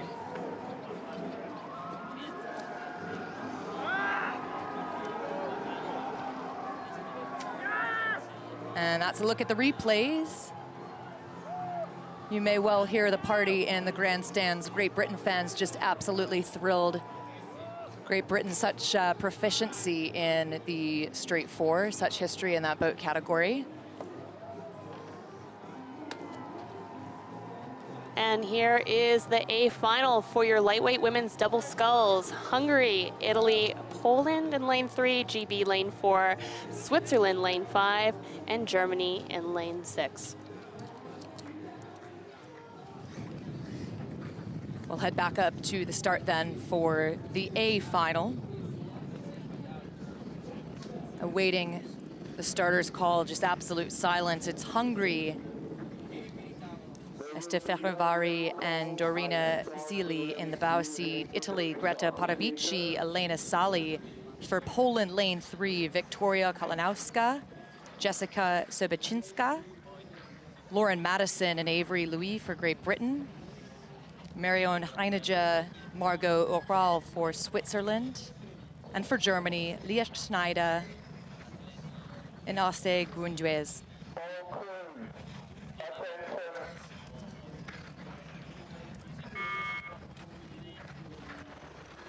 That's the start, early goings, clean start, and a fair start for all of these athletes.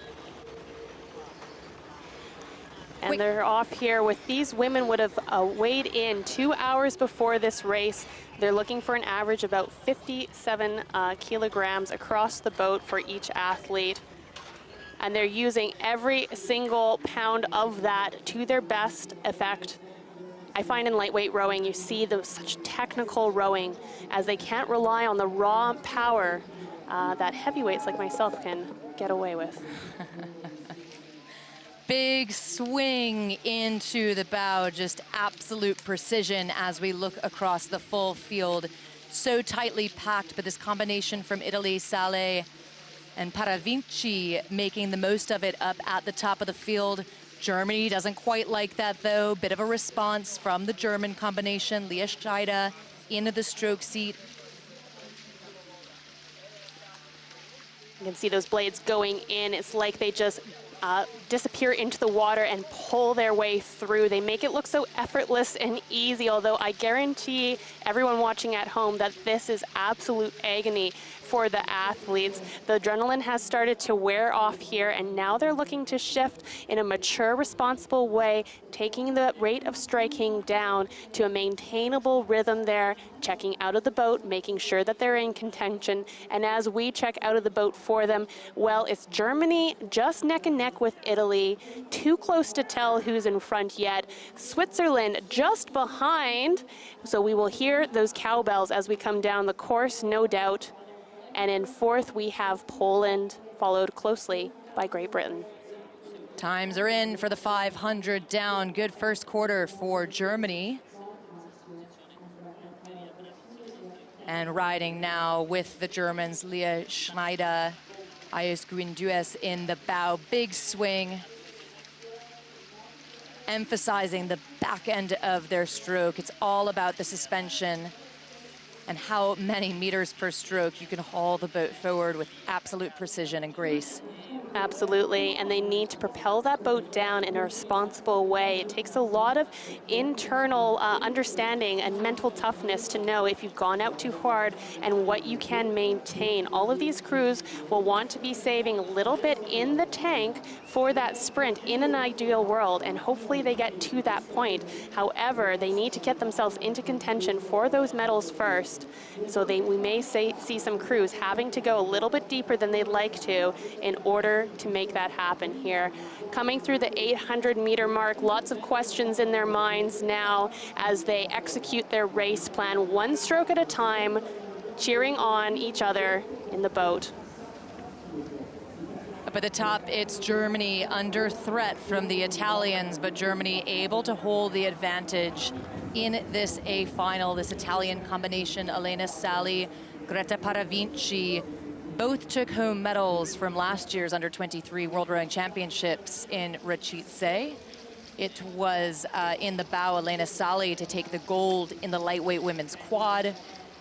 Greta Paravinci to take the silver in the lightweight women's double, so no doubt they'll be looking to take home a medal at the 2022 championships. And they're after the gold. Germany, though, they'll have to overhaul first. Germany leads Italy, back to Poland, Switzerland, and Great Britain, followed by Hungary. Switzerland will have to respond to the Polish overhauling them here. There's about 5 meters separating the two. There's still some runway left to make a change here as they fight for that second and third position here. But first and second, it is undoubtedly Germany and Italy, with Italy closing up their lead on the German boat, getting ready for that sprint, undoubtedly with home field advantage. I imagine they're going to find a couple more pushes in their legs. And as I speak, it is now Italy, now it's Germany, now it's Italy. They're trading blows for blows here as they come down the course, encouraged along by that tailwind. So thrilling moving into the third quarter. The Italians leading the way up at the top of the field, looking really good for Team Italy. There they are in the hunt for the gold. We see Elena Sali just look over her right shoulder, getting a sense of where the Germans lie and how much effort more they'll need to put in to feel comfortable. Of course, no one's comfortable, but at least that they're in solid contention to capture the gold. Germany unable to match their speed. The Italians, cool 35. We know that they have somewhere to go, and they're holding on and building upon this lead. It looks like Germany just losing a bit of steam.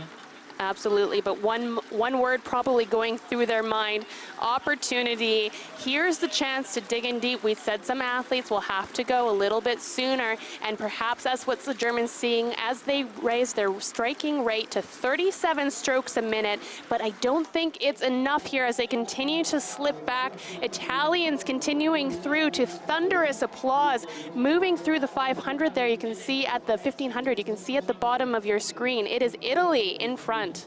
Italy leading this German combination of Leah Schneider and Ayes Guindues. Well, they're quite young, 18, 19 years of age. So in the under-23 category, they've graduated there, but still getting more of that U23 racing under their belt. Just fell off the pace. Big first half for them, not able to keep up the heat. And Italy running up at the top of the field, so continuing to build upon this margin. In terms of the bronze, well, could be Switzerland, could be Great Britain. It's going the way of the Swiss now as they come toward the final 250. Those white buoys are turning red, and every athlete knows what that means. It is time to go. About 30 strokes of your life yet, and we can see the absolute pain on the Germans' face there as they raise their rate to 38 strokes per minute, but they have a lot of work to do. It's Italy all the way as they come down the course to this amazing applause, the home field advantage. The Varese wall of noise is here. Absolutely incredible for the Italians. Paravici kicks it up to 37 strokes per minute. The grandstand next to us is just going wild. An open water advantage for Team Italy. So much heart. What a fantastic way to end their season. They're absolutely untouchable, looking for the finish line. Just behind them, well, no one's able to keep up with this pace. Poland, big third quarter for Poland, big fourth quarter for Poland. Germany, can they hold on to what would be a silver medal? Yes, they can. A great effort for this young German combination, followed by Poland. The Swiss just miss out on the podium.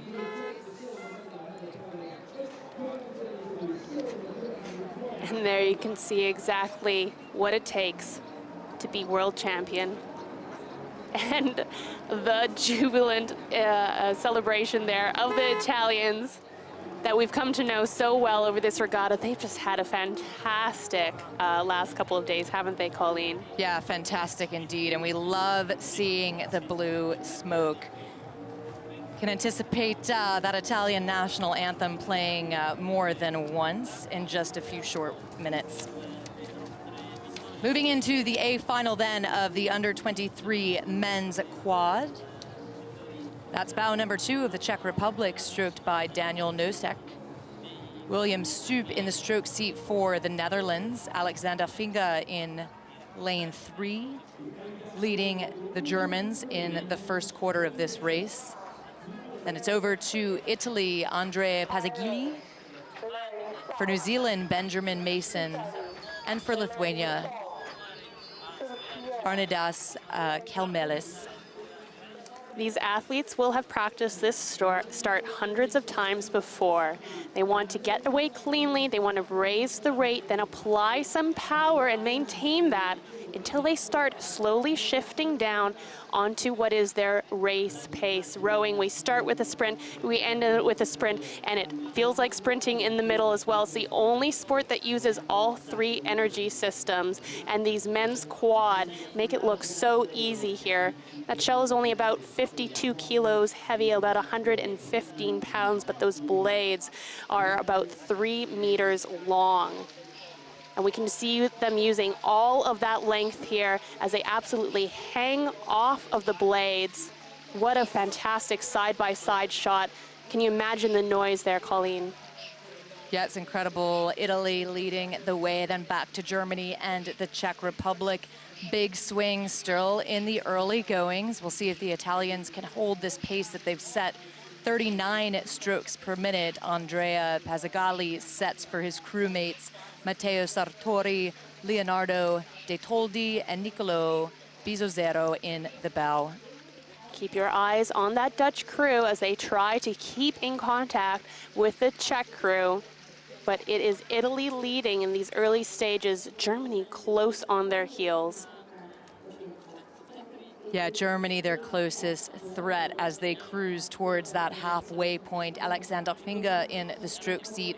Oliver Holtz in 3, Paul Berghoff and Tom Granitz in the bow. Italians able to take it through the first half, executing against their plan, not quite there yet, moving through 750, 800 down, looking for that halfway mark.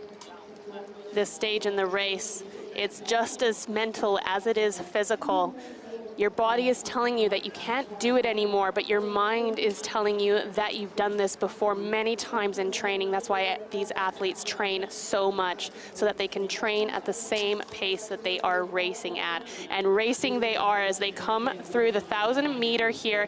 Italy still in front, Germany not letting them go easily, and the Czech Republic extending their lead over the Kiwis.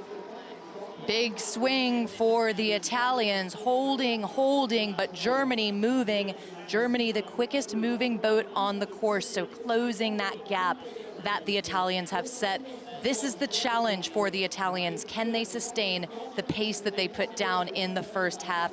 Germany may be a little bit more patient, but Italy increases the pressure, takes it up 1 beat. The stroke rate, not something they're afraid to use. Certainly not. We've seen some amazing Italian sprints, but the Germans have also had some commanding performances, and I can see already that this is going to be an exciting finish. But early days still as they come through the 1250, this is where a lot of questions start being raised in your mind. But when you can't take a stroke for yourself, these athletes are going to be taking a stroke for the men on either side of them.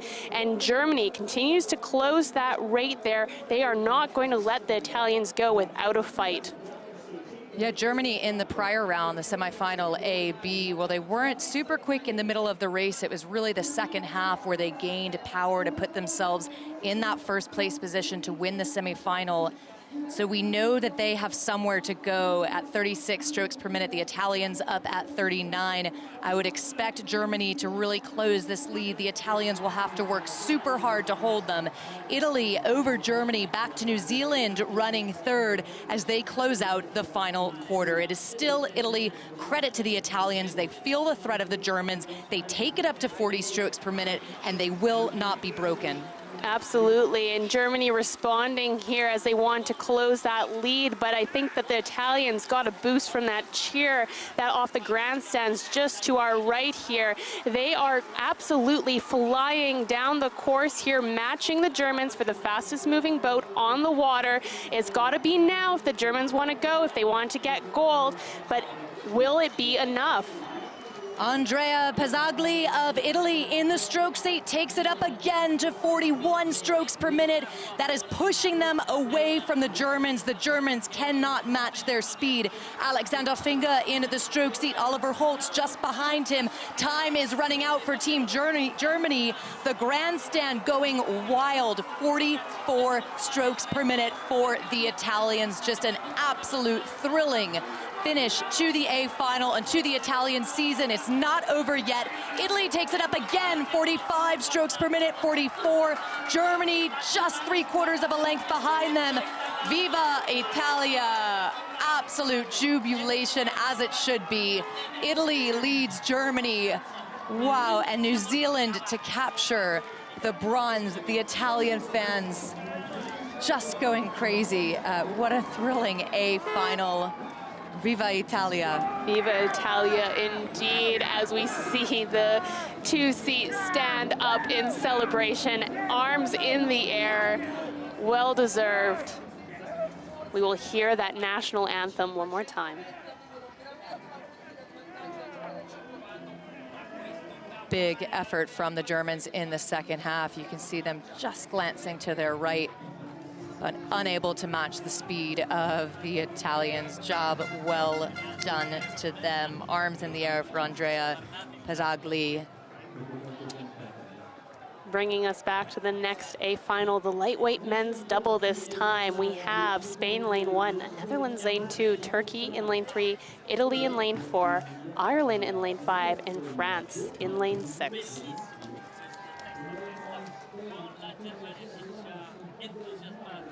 Awaiting the starters call, Jorge Nab for Spain in stroke, Hidi Lijklama for the Netherlands. In stroke, Sefik Kakman for Turkey, Giulio Acernesi for Team Italy in the stroke seat, Hugh Moore for Ireland, Baptiste Sabriette in the stroke for France.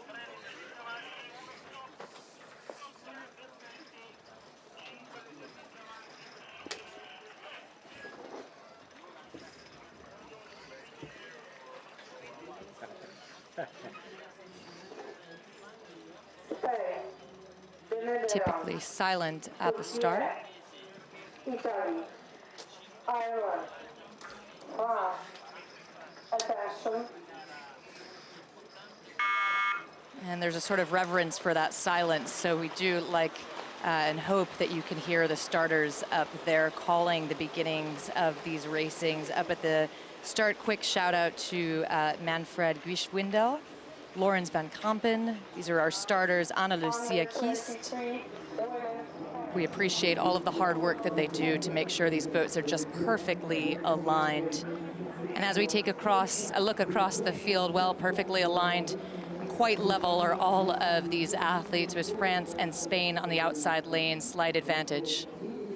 Absolutely, and you want to be in that middle lane where we see the back of the Italians. They will have the best view of the field, be able to respond quickly without looking too far out of the boat here. But right now the mission is get away fast, get away clean, nose out, power on.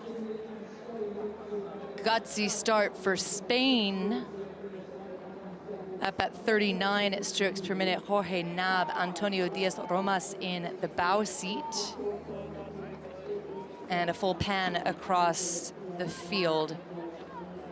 As we close in into the early goings, you just saw Hugh Moore of Ireland look over his left shoulder, feeling the Italians just off of their stern, France on the other side of them. Giulio Acernese in the stroke seat for Team Italy, Giovanni Borgonovo in the bow. Just 2 hours ago, these athletes will have weighed in at an average weight of 70 kilos per person. And now they are going to be using all of their weight and might here to accelerate the boat down. Great hang and snap there on the athletes from Ireland as they suspend their hands off. The power from the face of the blade being translated all the way through the body to the feet. No power leaks, full suspension. This Turkish combination of Sefik Kakman and Ines Gök. Saw them earlier just absolutely dominate in the prior round, the semifinal, where they led pretty much start to finish, maybe slipping into second or in the early goings and quickly moving into first. Team Ireland, made up of Hugh Moore and Kieran Purdy, well, they were just so tightly packed, 2/100ths of a second separating them in the prior round. This A final, another chance, of course, to test tactics against one another, to perhaps adjust your plan based on the competition, but most important, to trust your own plan. Absolutely, and a plan that they will have practiced many times.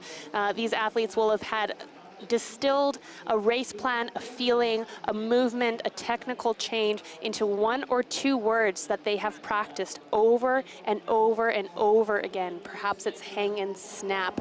Perhaps it's long and strong. Perhaps it's something that means something only to this combination.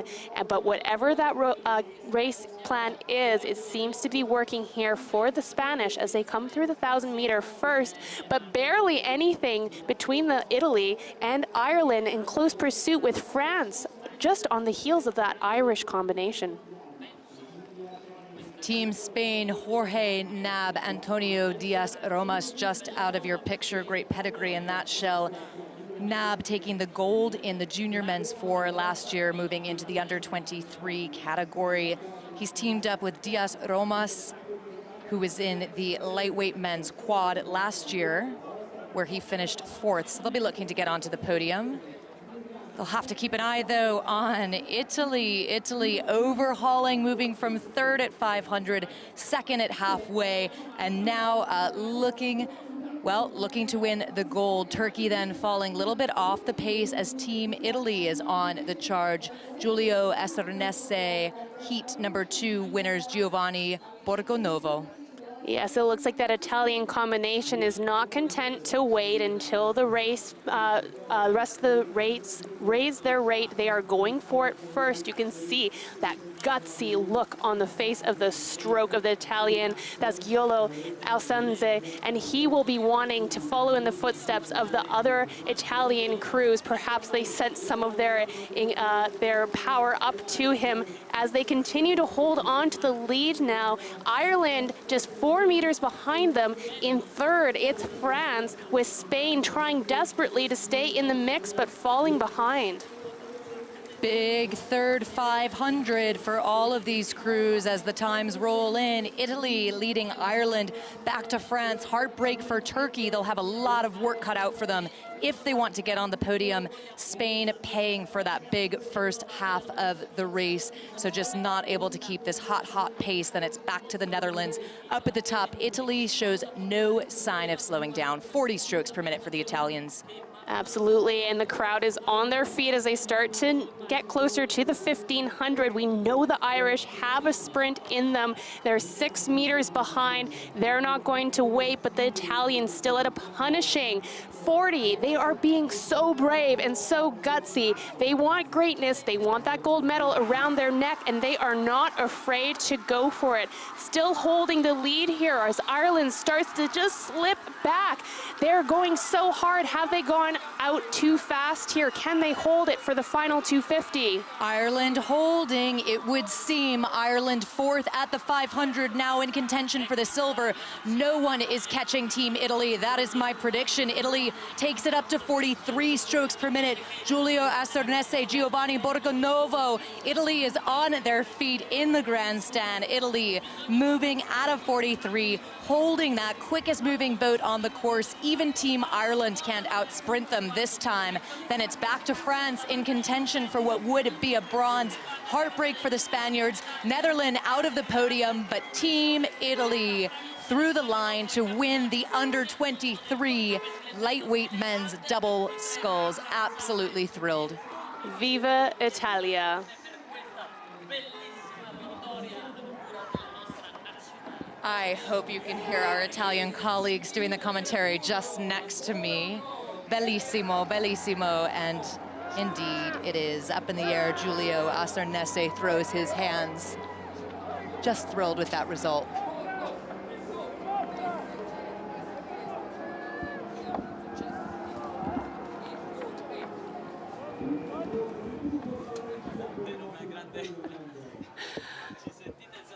The energy here is absolutely electric, both in the commentator's booth and in the grandstand to our right, but the banks are absolutely packed as we go up about 750 meters from the start line. Finish Va bene, va bene.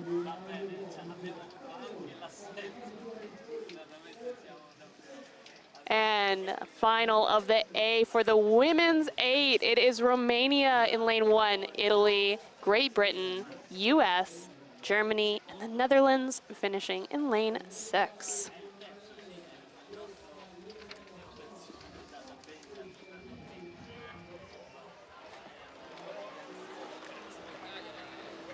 That's the start of the under 23 women's coxed 8s. Having a look at Team USA.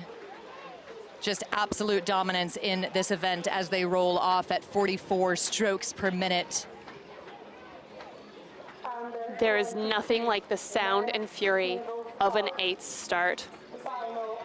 All the legs down, 16 legs down together, 9 hearts as one, clear and laser focused on their coxswains. The coxswains have to be a minimum of 55 kilos, but there's no gender restriction in this class. So you will see a mix of women and men coaching and coxing and encouraging these strong athletes down the course. But in the early lead, it is the US with your pick between GB and Germany. Italy not far behind in these early stages of the race. That's the back of Germany as they move through the first quarter of the race. The United States, coached by Kevin Sauer, up at 38 strokes per minute. The famous Kevin Sauer back in the USA, longtime head coach for the University of Virginia, and coaching this 8 from the United States. They're continuing to hold the advantage. Closest to them is Great Britain, another team very proficient in the 8s, in the sweep boats. Then it's back to the Germans, over to Italy, and a really close Netherlands and Romania. That athlete who is closest to the coxswain facing is the stroke seat. They'll be setting the rhythm. Everyone else laser focused into that stroke pair as they follow their lead for the rhythm that they want to set. And the rhythm that the US wants to set is one of dominance as they continue to push out here. GB slipping into the second place position. Germany not far behind though. The noise, the sound, the fury, the speed, nothing like this. 60 feet long shells hurtling towards us. The United States, the defending champions in this under 23 women's 8 event, sees an entirely new combination in the women's 8 this year. just one returner coming back. So new combination, just one athlete from that shell. And she sits in the 2 feet. It's Sophia Hahn. So she'll have had that gold medal from last year, and surely her experience, wisdom, part of the team dynamic for the United States at play here under the guidance of Kevin Sauer. The U.S. surging, the times in, all ready for the 500 down, looking for the halfway point. The stroke seat of the German shell, Annalena Fisch, Cox, and Annie Kochitz in the stroke seat, just looking over her shoulder to get a sense of where the U.S. is. And we're about to see those times as they come through the halfway mark. These races go by fast, and my legs are twitching underneath the desk here as I will these athletes to keep pushing. They're pushing anywhere between 30 and 75 kilos each athlete, and it is America first through the line here, extending their lead slightly on GB, and GB pushing Germany back into contention with Italy as a race for bronze develops. Rachel Rain Coxon at the University of Texas, so she'll certainly know her teammates in the women's straight 4. May not know at this stage that they won the gold. Always a bit of a balance of needing to launch for your own race and cheering on your teammates, but she's urging these athletes down the course. Team USA, 36 strokes per minute. Closest to them continues to be Great Britain. So that's the 1-2. Germany, well, close bronze, but could be under threat by Italy, and we know that that grandstand has an impact. Absolutely it does. There's nothing quite like the noise of hearing your country being cheered on. It's an absolute kaleidoscope of country colors here in the grandstand, and those athletes are looking in front of them, seeing the nation's flag on their unisuits ahead, a reminder of what's at stake here. World Championships, eternal glory, go to war. We're entering into the last 600 meters here of the race, and it is time to wind it. To look at the back of the coxswain from Great Britain. Sam Schuker in that cox seat, Elizabeth Witt setting down the rhythm. And we get a sense of Great Britain and the Italians and what that looks and feels like. The voices of the coxswains carrying across all 6 lanes. The Italians doing everything they can to keep themselves in contention for the podium. Currently the juniors, the Germans would have it. It is the United States first across through the 1500. Great Britain running second. The race for the bronze continues behind them. Germany under threat as Italy and Romania make their final bids here for that bronze medal position. They are not going to be content to just sit, and they will be looking to squeeze every ounce of power they possibly can out of that as they come into this, the last 250 meters, 30 strokes of your life, blood pumping in your ears. I can't believe that I can see here. They are closing the gap, but Germany holding on. Germany holding on to that bronze medal, but up at the top of the field looking so good for the United States. 38 strokes per minute, quickest moving boat on the course, the GB, trying to close a little bit of that gap. It's looking like they've run out of time, however, as they close in to the final 250 meters. Isabella Bastatoni in the stroke seat for the USA. Azia Zachowski in the 7-seat. Teammates at Stanford University, certainly no strangers to one another with their coxswain. Rachel Rain looking to capture the gold for the under-23 World Rowing Championships in the women's 8 and by open water. An absolute thrill. The United States, the defending champions in this event, will take it, with Great Britain just behind them and Germany able to grab it by about 3 seats. Whew, over the Netherlands. Wow, wow, wow. It is the USA to take the gold. Great Britain nearly 5 seconds off their pace. Back to Germany for the bronze.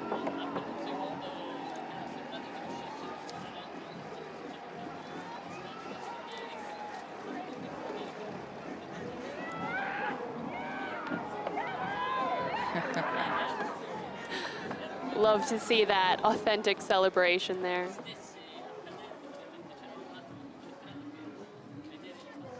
Fast and furious underway. It's the under-23 men's single sculls. The A final sees Gennaro Di Mauro of Italy, lane 1, Emil Nekov of Bulgaria, lane 2, Cormac Kennedy Leverett for Australia out of lane 3, Jonas Gelson for Team Germany, lane 4.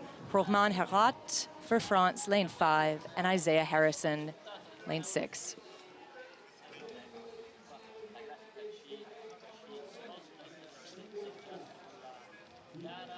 Incredibly tight field here.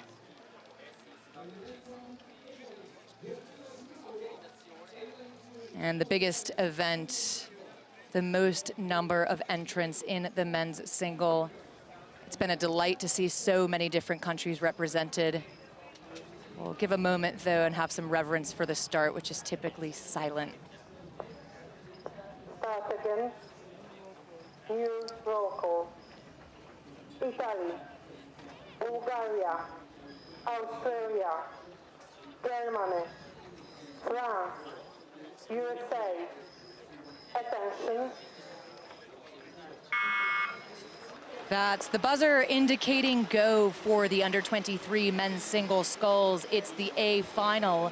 We're riding with Romain Herat of France. Taking a look across the board, the US at 42 strokes per minute. Isaiah Harrison, a real talent in the single, representing Team USA, capturing the bronze at the junior level in the single. Lots of talent to keep your eye on here, including German Jonas Gelson, who finished over a second ahead of reigning champion in Bulgaria, Emil Neikov, in lane 2, who led his race to the 500 meters. But not to be forgotten, in Italy, Gennaro Di Mauro has a hometown advantage and pushed GB Callum Dixon out by just 0.18 seconds. That's a look at the side-by-side as Jonas Gelson just looks over his left shoulder to get a sense of where Cormac Kennedy Leverett lies. The Aussie starting to push away from the German sculler, and he's certainly feeling that as they race side-by-side, riding with Jonas Gelson of Germany, and then a great shot as they move toward the first 500-meter mark. This is the 4th time that the Australian Cormac Kennedy Leverett has been on the Australian team from Griffith University in Surfers Paradise. He led his race from the start, and I think that we can expect a commanding performance here, but right now it's too close to tell. Plenty of boats in contention with each other, but at the moment, USA in first, with Italy trailer needing to have nerves of steel as they go toe-to-toe with some of the best competition that we've seen yet. USA still holding on to their lead there, but Germany looks like it's one of the quicker moving boats, trying to perhaps stay in contact with the rest of the field. It's a great look at Isaiah Harrison, bronze medalist in the junior single last year, moving into the U23 category. 6'9" for my friends who think in feet, which I believe is about 2 meters tall. So he's got a lot of leverage as he rows through the single sculls A final. That's Gennaro Di Mauro of Italy. Quick scan of the field, America still leading. Closest threat, Germany, Italy, they're nearly level, but Italy slight advantage over Germany. Then quite a bit back to Australia. Cormac Kennedy Leverett of Australia. Bulgaria with France running 6th. Great overhead shot here of the ideal conditions as these athletes are about to push through the 1,000-meter mark. Keep an eye on the bottom right of your screen there. USA, as expected, through first. Germany behind Italy, and then back to Bulgaria here. This is the USA's job now to stay calm and cool, maintain that lead that he's built up, and respond to any pushes, and there will be pushes as these athletes steel themselves for war as they go into the last half of this race. Isaiah Harrison, lowest striking rate at 29 strokes per minute. The rest of the athletes up as high as 35. Really long, really fluid, as mentioned. Very tall, which gives him that good leverage through the middle of the stroke. Isaiah Harrison, coached by his father, Joe Harrison. He'll be thinking of him, I'm sure, as he moves through the very painful parts of the third 500. Germany starting to make a threat for the American. Germany up at 36 strokes per minute, so we'll see if Harrison responds. And Bulgaria has rode through Australia here. They're challenging us, through Italy as well, trying to challenge for that third position here. And Germany and Germany and USA trading blows here as they get ready to wind up the rate. The German still at 35, USA at 30, looking very in control. Germany manages to overhaul the USA. Hyona Gelson, who took 4th in this very category last year. He is looking for that gold medal. Bit of a patient start. He was 4th at the 500, second at halfway, and he's now pushed himself into what could be a gold medal position as he moves through the 3rd quarter of his race. Isaiah Harrison, well, he's still in really good touch, so we'll have to keep an eye on the German and consider bringing up the stroke rate now, 30 strokes per minute moving through that 1,500 meter mark.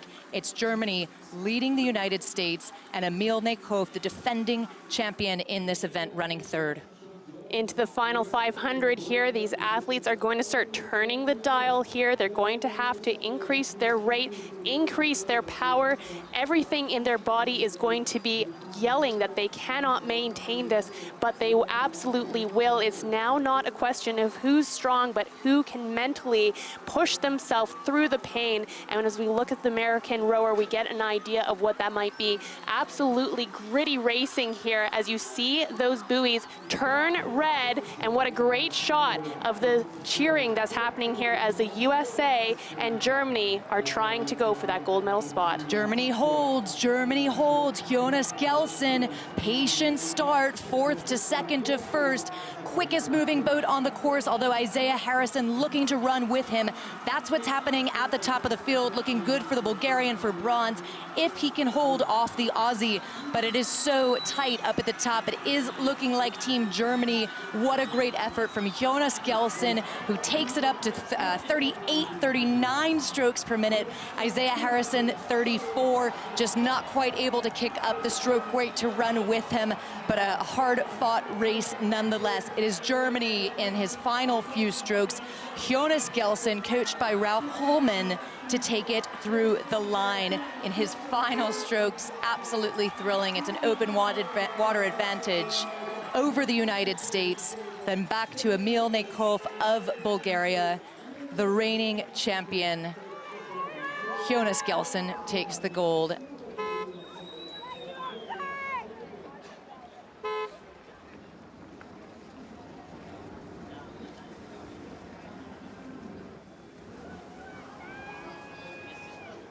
That's a Roman Hot replay off the start.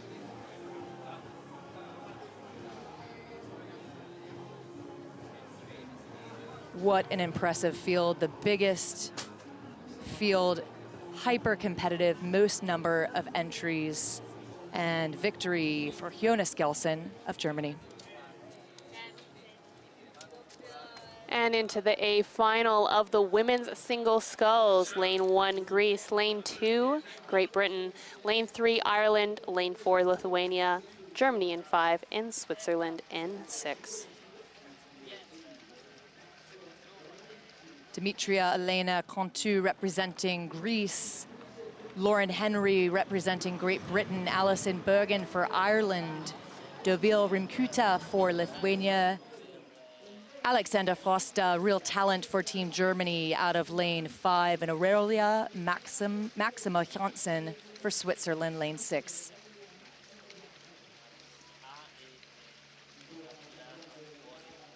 It's a great start across the board for the women's single sculls. And an especially good start for Alexandra Frosta of Germany, who leads. Big advantage in the first couple of 100 meters for her. Her closest threat, Aurelia Maxima Janssen of Switzerland. Germany, Alexandra Frosta, had the fastest third 500 of her last race, where Switzerland took the third, her third qualifying spot, just 0.8 seconds ahead of Spain, fighting to the line.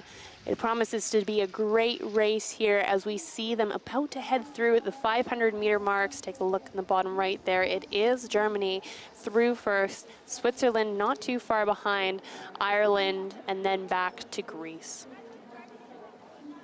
The Swiss sculler Aurelia Maximum Janssen out of lane 6 took gold at the Junior World Rowing Championships last year in this very event. She also took silver at the Under-23 World Rowing Championships, so she's got some medals to her name, and she's just 18 years of age. Great accelerated finish there as we look at the side view of the German single sculler here and the muscles of the back of the Swiss single sculler, both matching their speeds, looking really in control, look like they're absolutely where they need to be in executing their race plan. Little wobble, but nothing that these athletes can't handle. Alexander Froster holding control. The winner of World Cup 3 in the women's single at the under-23 age of just 20 years old. So she walked away from Lucerne with the gold. She walked away from Poznan just off the podium, but 4th overall. She's been building her entire season towards this moment. She took gold in the under-23 women's single last year, so she's the defending champion, on her way to make a statement in the early goings of the race. Germany's Alexander Froster leads. And in these conditions, really important to keep nice and relaxed, nice and loose. Loose is fast in rowing. Little wobbles, but that's not to be expected in these tippy single shells. They're quite narrow, only about 14 kilos or 31 pounds, but 27 feet long. And it takes a lot of skill to use those oars to balance the boat as you go forward into the catch before pressing off that foot stretcher through this 1,000-meter here. That's bow number 3 of Team Ireland, Alison Bergen, who is currently in contention for the bronze medal. Her closest threat, Great Britain, Lauren Henry. Greece out of lane 1, Dimitri Elena Contu of Greece. And out of the picture, bit off the pace, it is the Lithuanian sculler Dovile Rimkuta. And a full pan of the field. Those are the times at halfway. Alexander Froster, incredible season for her thus far in the World Cup circuit. Just behind her, Aurelia Maximum Janssen. Loads of medals to her name as well. Again, gold at the junior level, the World Championships last year. Silver in the under-23 women's single. And she's rowing with a special kind of blade, the Macron blade, which is not super typical at this level, but really, really nice to see. We had a chance to catch up with her coach last year at the Under-23 World Rowing Championships and asked him about this preference, and he said it's just what she prefers. So it's working really well for her, and it's just a different type of blade. Do you ever use those up in Canada, Andrea? Have not used that, but I totally understand setting up the boat in a way that feels comfortable to you, making sure that you can get the most out of your boat. And it looks like this German single sculler is certainly getting the most out of her. She continues to extend her lead here, slowly chipping away at that Swiss as she starts to fall back, and there's a race developing in the back end, but Ireland right now comfortably in 3rd, although if previous races are any indication, I imagine that there's going to be an Irish sprint in there somewhere for the fans, perhaps even a challenge for silver. And there she is then coming through that 1,500 marker. No sign of Alexander Froster because she's up at the top of the field by a good 21-meter advantage or so over the Swiss scullers. These blades, for folks who have heard of them, the Macron-style blade, it became popular in the 60s. It was the most widely used blade type for some 30 years.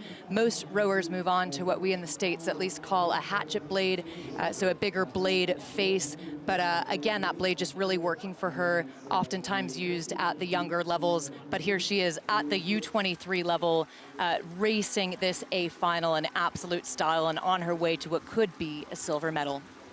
Looking towards the other shells on the course today, we have GB's Lauren Henley, phenomenal athlete who dominated the middle of her race, finished feeling like she had something left in the tank, and she's going to want to use that now here to get herself into the best position to finish strong in fourth. I don't think third might be a little bit out of her grasp here, but we can see the Swiss rower continues to just slip slightly away as Germany absolutely dominating this field, extending her lead, really putting her stamp on it here, Colleen. Yeah, she is, isn't she? Alexander Froster, a real talent for Team Germany. This is a name that I really expect to hear in future Olympic cycles, that's for sure.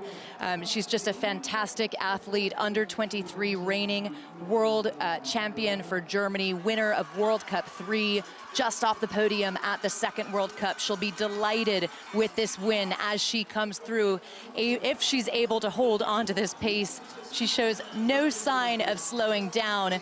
Just behind her, well, it's the Swiss sculler Janssen in contention for the silver. Team Ireland, Alison Bergen putting on a sprint. Is it enough to catch Switzerland? At this late stage, I'm afraid no, but Germany, Germany, Germany all the way. Alexander Forster looks over her left shoulder. She's through. She's a world champion at the under 23 level as Aurelia Maximum Janssen comes through for Switzerland and Alison Bergen for the bronze. An absolutely indomitable performance there by this young athlete. So well done. She didn't let up for a second. She, nerves of steel, kept pushing away from the field. Absolutely a pleasure to watch this stacked field shake out and a new world champion.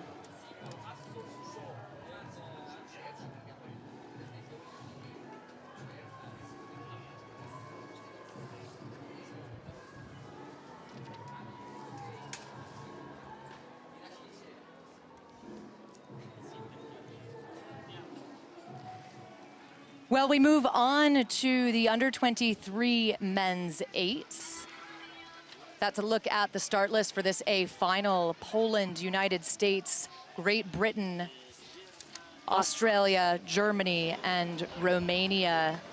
As we take a look off the line as these athletes move through the first 500. That was the quick replay. Australia leads, really close Great Britain as we pan across the field. So tightly packed in the early goings. Australia leading Great Britain, back to the United States, then over to Romania, Germany, Poland.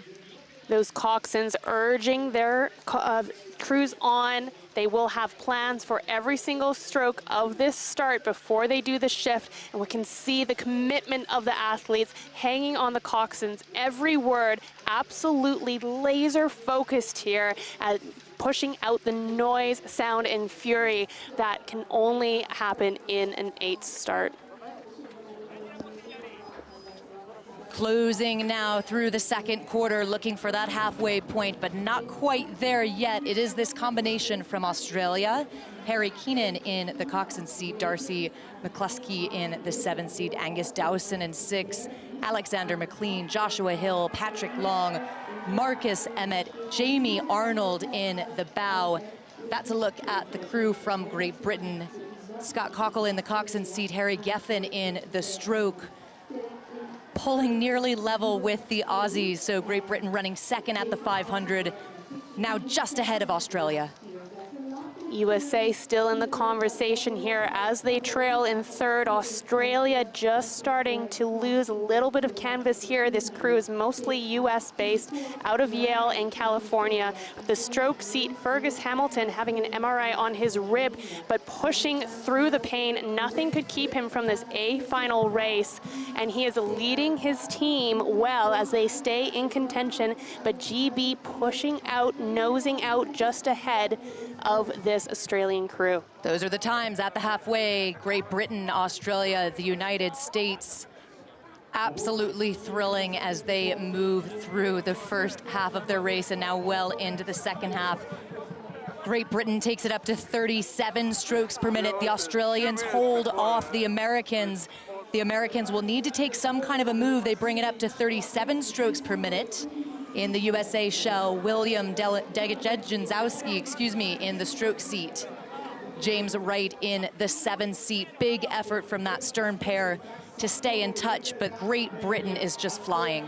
These middle three crews absolutely pushing away from the field, and you can see that there on your screen right now, making clear water between the other crews. And if you listen closely, you will hear all of their supporters screaming at the laptops as they watch this, the last race of the U23 World Championships, and they're hurtling towards us here with sound and fury, legs down, eyes up, towards greatness. Some will remember last year in this event, Great Britain just able to get by the Americans in the closing stages of the race. It was some 2/100ths of a second, 2/10ths of a second separating them. So close. And we see just the backs of Great Britain here, making sure that they have more margin this year, no doubt. Up ahead at the top of the field as the times roll in, Great Britain moving from second at the 500 into first, holding that advantage and daring everyone else to keep up with them. GB saying, come with me if you want to, and the US and Australian are doing their best, but I think that they're left to battle it out for silver and bronze. Nothing between the two crews, maybe Australia out by just a nose. Here come the white buoys changing into red. It is time to go, and it's GB in the lead. Great Britain, 38 strokes per minute. The grandstand going absolutely wild. Harry Geffen holding on to that 38, 39 strokes per minute. The Aussies trying to make a charge, but they've just run out of water.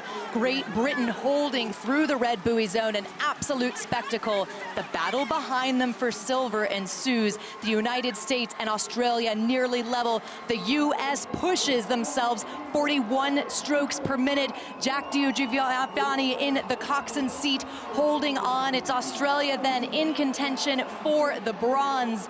GB all the way through the line, absolutely thrilling. Harry Geffen in the stroke seat for Great Britain to take them there.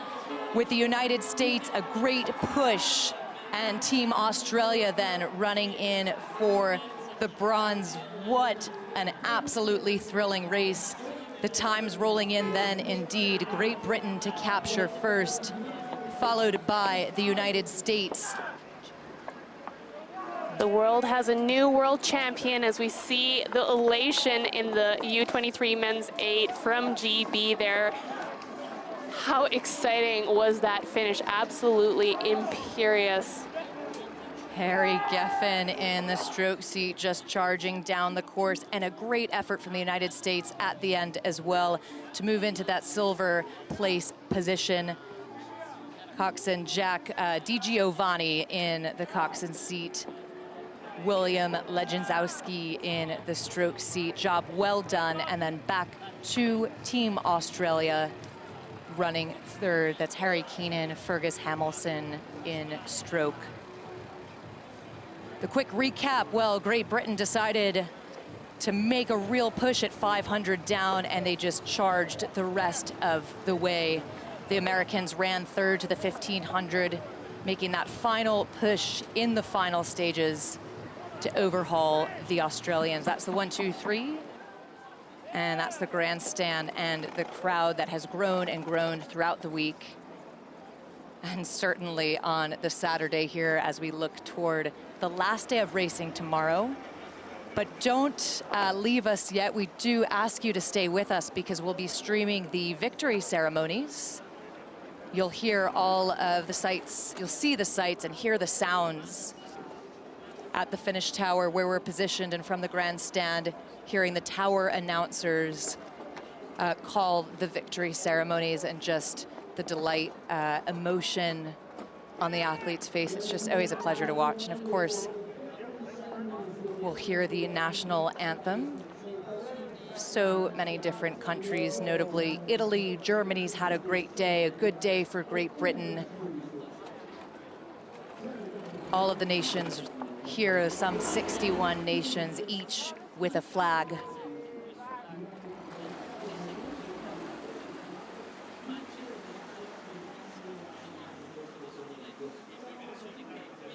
And And we'll pan over, give you a quick view of the course here at Lago di Varese, or at least of the rowing venue. That's the boathouse where the Italians row out, the media center, the crowds. We've seen some fantastic hats, amazing supporters, great energy.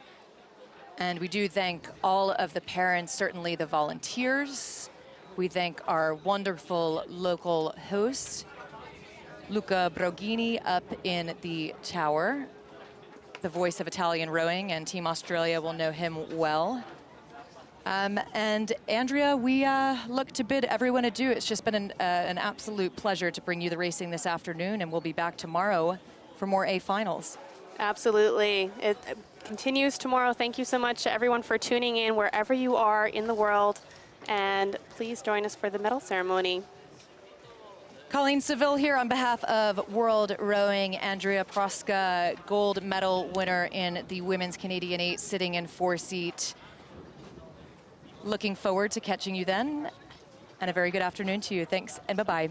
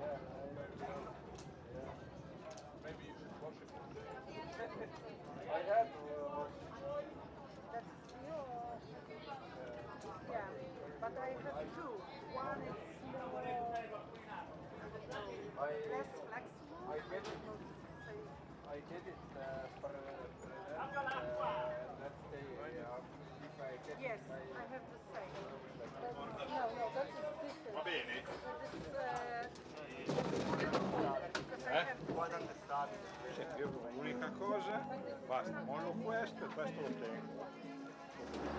Devo spegnerla o no?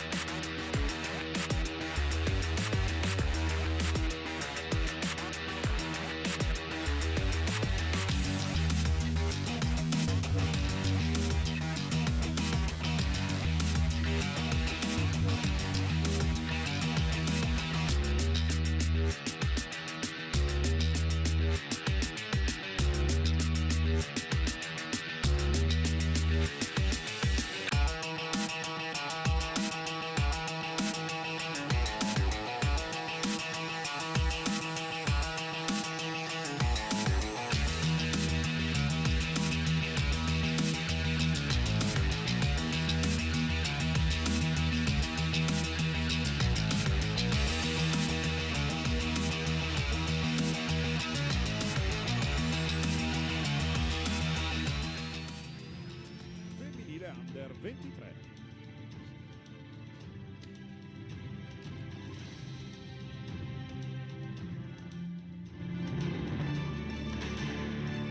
Winner of the bronze medal, representing Italy. Vincitore della medaglia di bronzo dall'Italia, Giulia Clerici.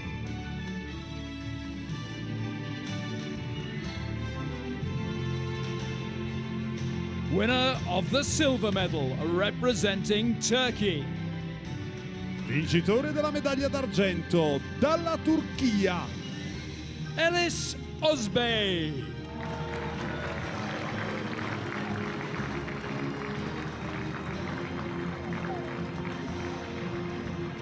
Winner of the gold medal and the 2022 World Rowing Under 23 champion, representing Greece. vincitrice della medaglia d'oro e campionessa del mondo Under 23 2022 dalla Grecia, Evangelia Anastasia Dou.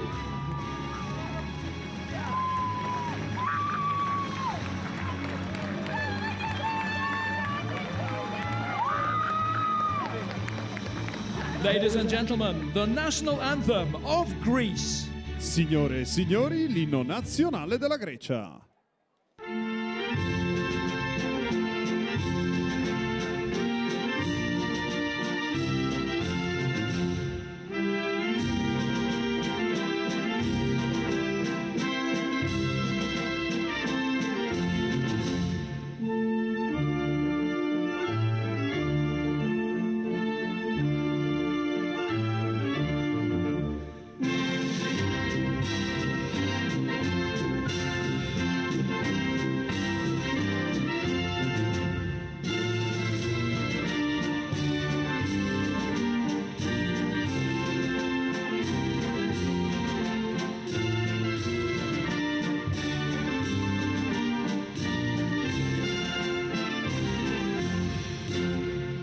Ladies and gentlemen, let's hear it for our medalists. Applaudiamo le nostre medagliate.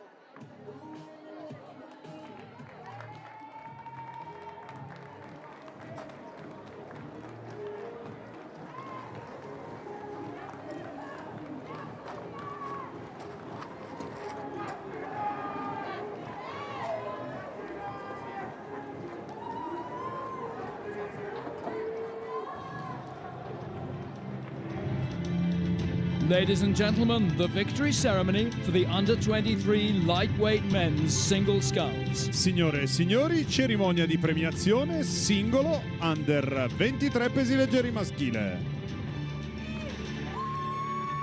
Winner of the bronze medal, representing Canada.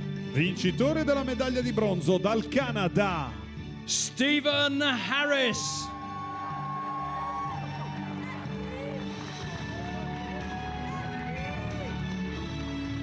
Winner of the silver medal, representing Switzerland.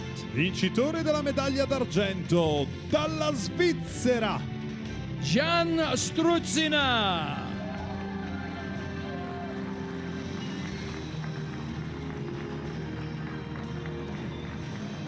Winner of the gold medal and the 2022 World Rowing Under 23 champion, representing Uruguay. vincitore della medaglia d'oro e campione del mondo Under 23 2022 dall'Uruguay, Felipe Cluve Ferreira.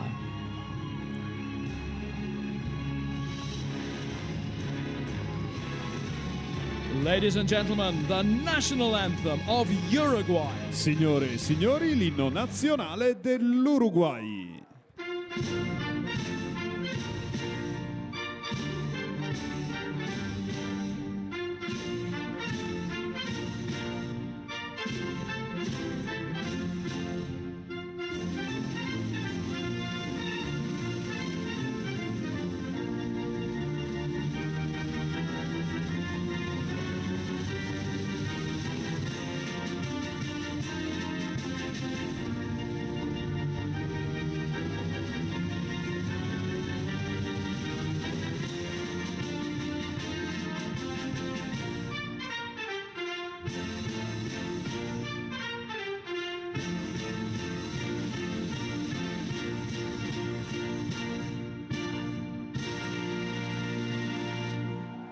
Ladies and gentlemen, let's hear it for all our medalists. Signore e signori, applaudiamo i nostri medagliati.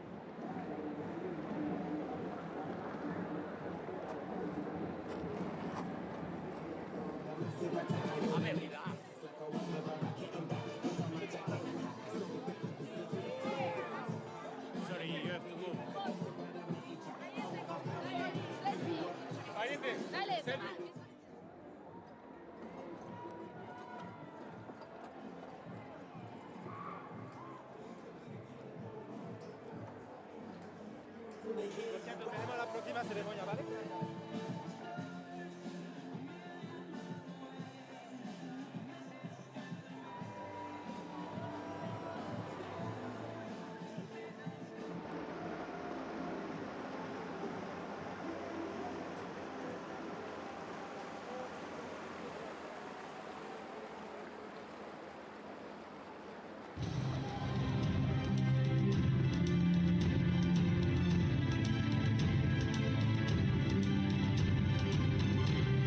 Ladies and gentlemen, the victory ceremony for the Under-23 Women's Double Sculls. Signore e signori, cerimonia di premiazione del doppio Under 23 femminile.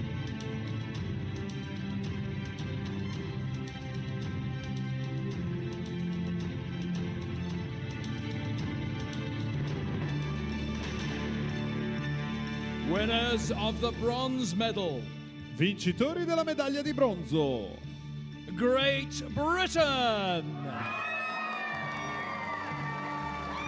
Great Britain represented by Gran Bretagna rappresentata da Wari Obukowo and Catherine George.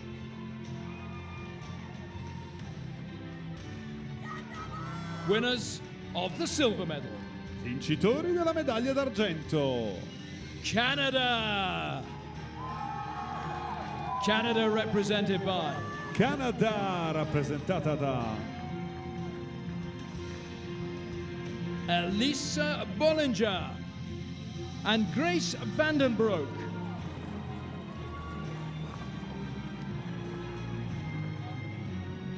Winners of the gold medal and the 2022 World Rowing Under 23 Champions. Vincitori della medaglia d'oro e campionesse del mondo Under 23 2022. Romania.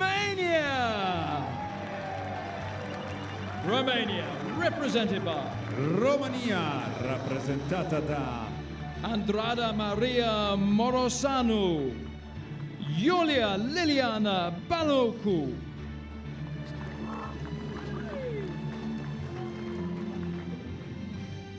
Ladies and gentlemen, the national anthem of Romania. Signore e signori, l'inno nazionale della Romania.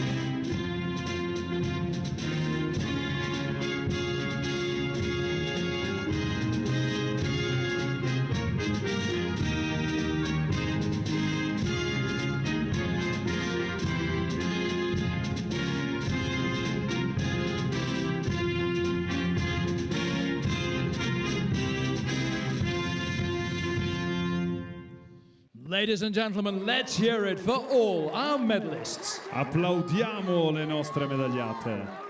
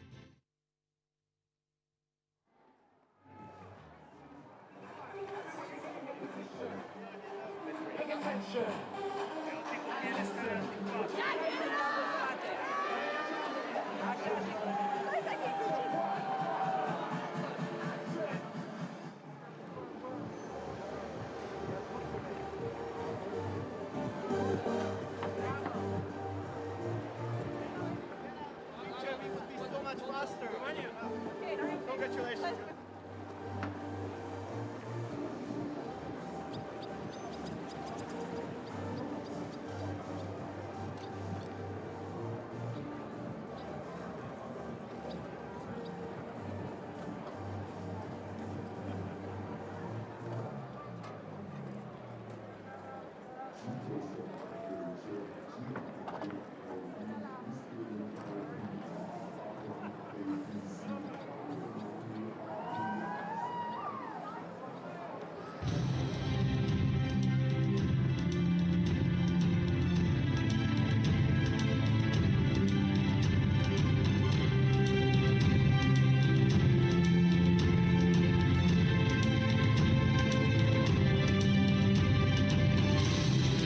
Ladies and gentlemen, the victory ceremony for the Under-23 men's double sculls. Signore e signori, cerimonia di premiazione doppio Under 23 maschile.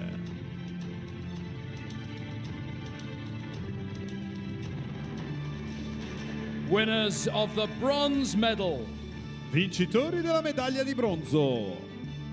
Ireland! Ireland represented by Irlanda, rappresentata da Conan Patsaya,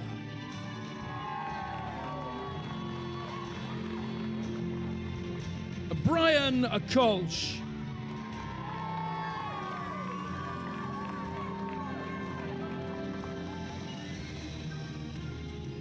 winners of the silver medal, vincitori della medaglia d'argento.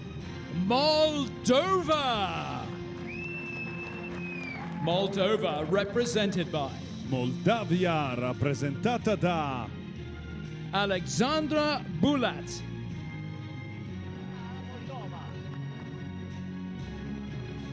Ivan Korsunov,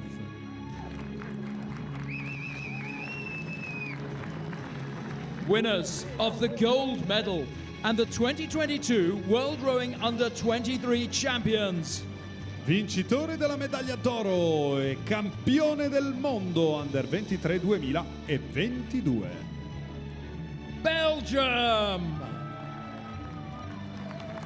Belgium represented by Belgio, rappresentato da Tristan van den Busch, Aaron Andries,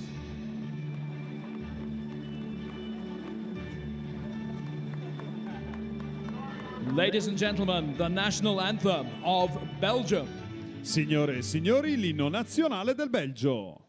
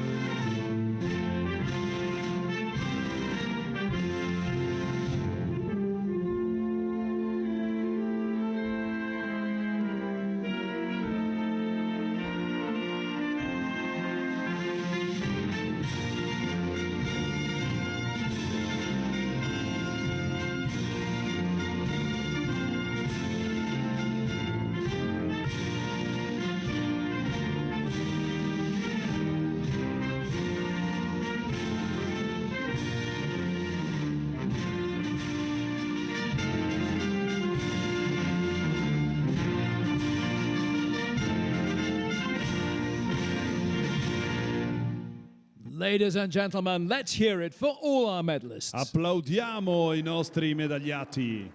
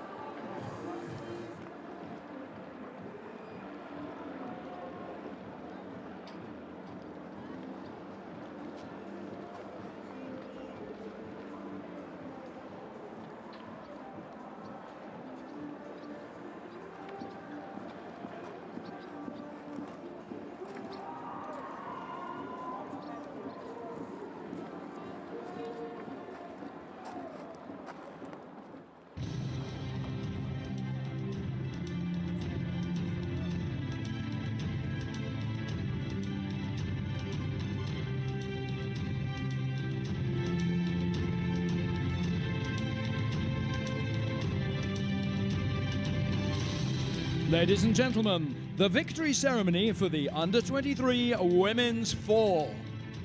Signore e signori, cerimonia di premiazione 4 senza Under 23 femminile.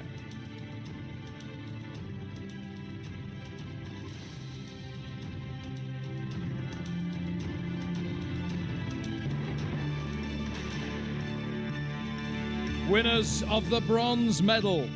Vincitore della medaglia di bronzo. Australia.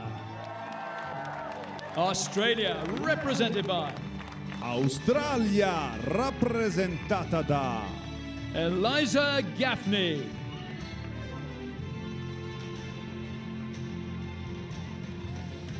Genevieve Hart,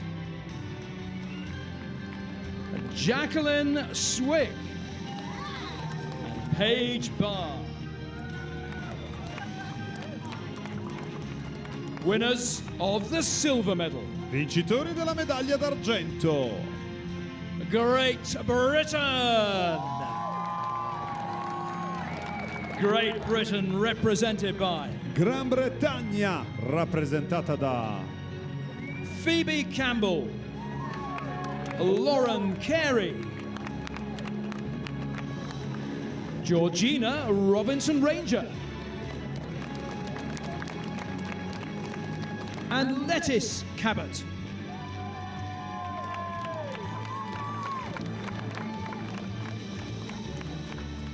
Winners of the gold medal and the 2022 World Rowing Under-23 Champions. vincitrici della medaglia d'oro e campionesse del mondo Under 23 2022. The United States of America. The USA represented by Stati Uniti d'America, rappresentati da Caitlin Esser, Anna Jensen, Francesca Raggi, and Caitlin Nifton. Ladies and gentlemen, the national anthem of the United States of America. Signore e signori, l'inno nazionale degli Stati Uniti d'America.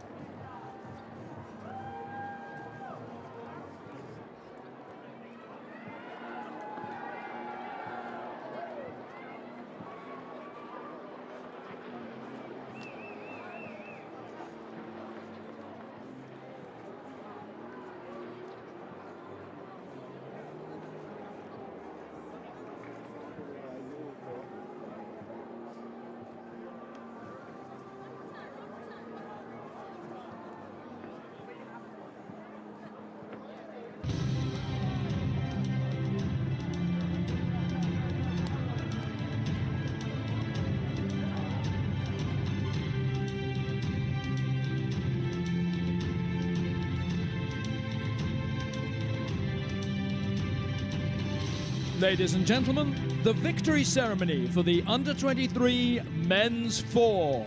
Signore e signori, cerimonia di premiazione 4 senza Under 23 maschile.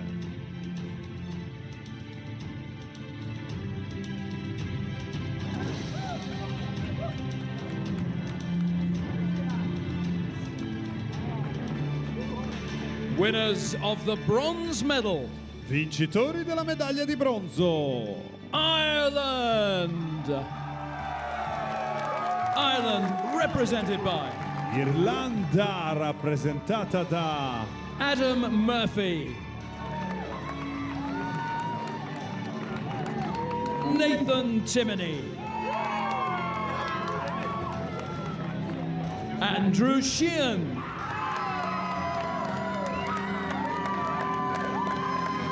John Carney,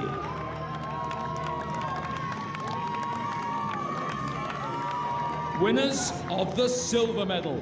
vincitori della medaglia d'argento. New Zealand. New Zealand represented by Nuova Zelanda rappresentata da Angus Gilbert, Logan Ulrich, Campbell Crouch, Flynn Eliadis Watson,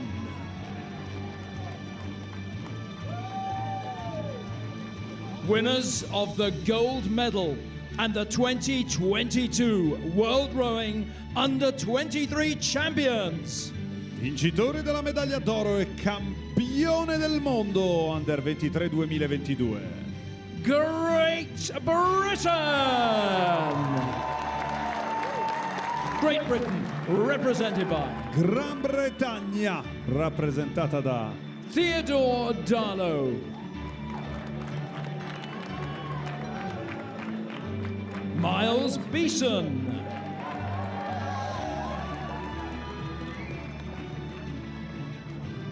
Calvin Toxey,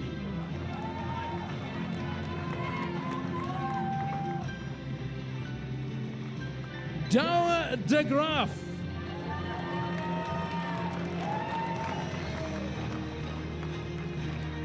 ladies and gentlemen, the national anthem of Great Britain. Signore e signori, l'inno nazionale della Gran Bretagna.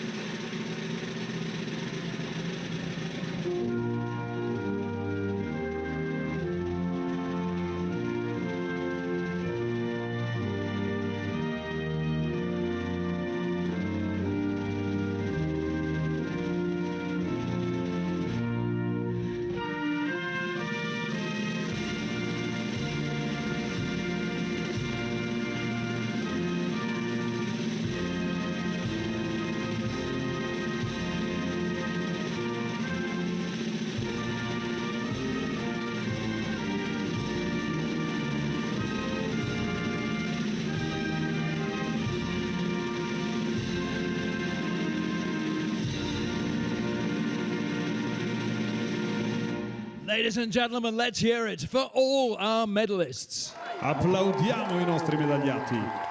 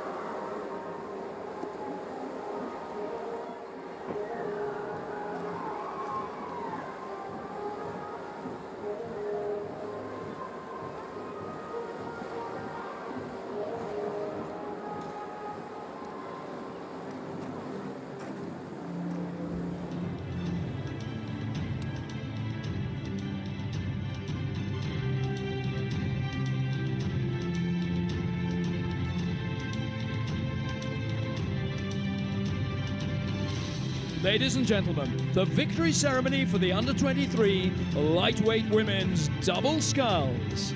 Signore e signori, cerimonia di premiazione doppio pesi leggeri femminile.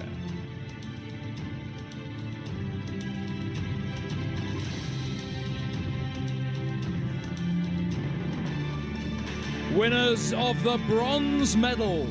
Vincitori della medaglia di bronzo. Poland!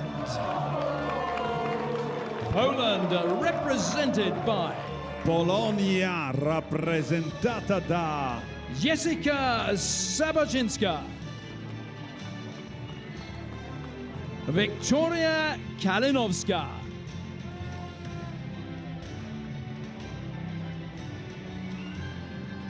winners of the silver medal. vincitori della medaglia d'argento. Germany! Germany represented by Germania rappresentata da Isha Gundes, Leah Schneider,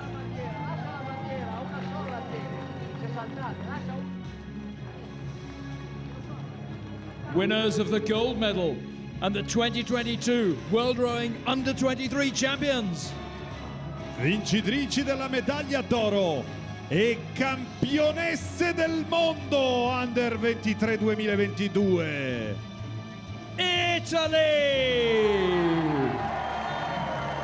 Italy represented by Italia rappresentata da Elena Sali, Greta Paravicini. Ladies and gentlemen, the national anthem of Italy. Signore e signori, l'inno nazionale italiano.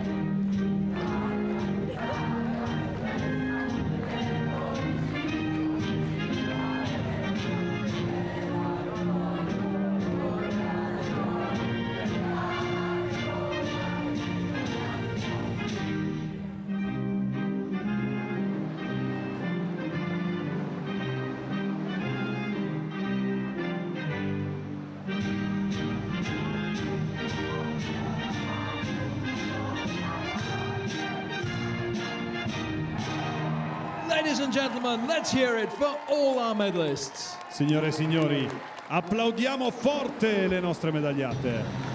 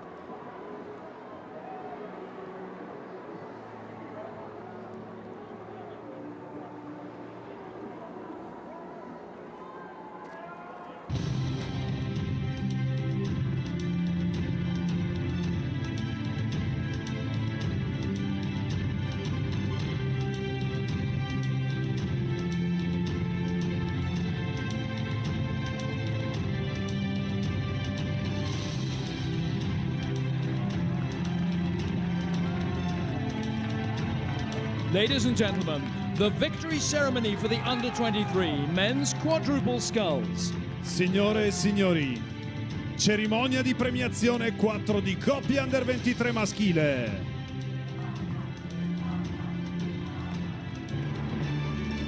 Winners of the bronze medal. Vincitori della medaglia di bronzo. New Zealand. New Zealand represented by Nuova Zelanda rappresentata da Jack Reddy, Ben Olifiers, Jonty Wright,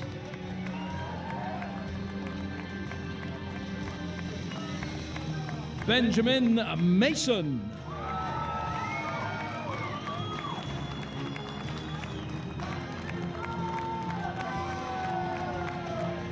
winners of the silver medal. vincitori della medaglia d'argento. Germany. Germany represented by Germania rappresentata da Tom Granitz,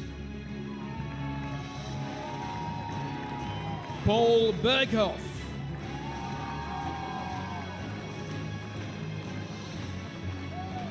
Oliver Holtz,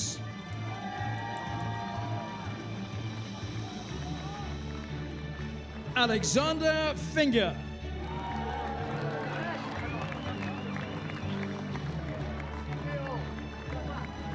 winners of the gold medal and the 2022 World Rowing Under-23 champions. vincitori della medaglia d'oro e campioni del mondo Under 23 2022. Italy! Italy represented by Italia rappresentata da Andrea Pazzagli, Matteo Sartori,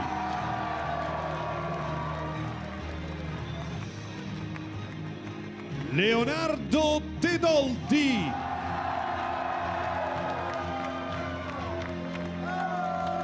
Niccolò Bizzozero.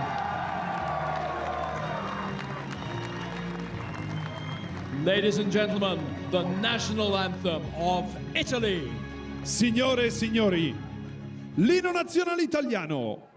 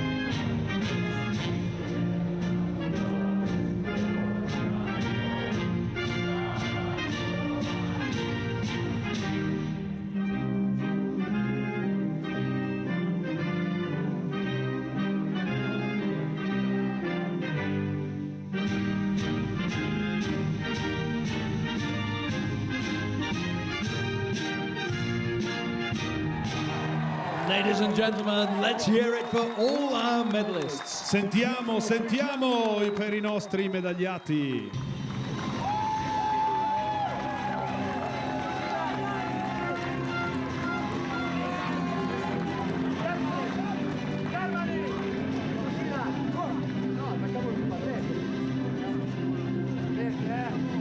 Fate finta di essere contenti.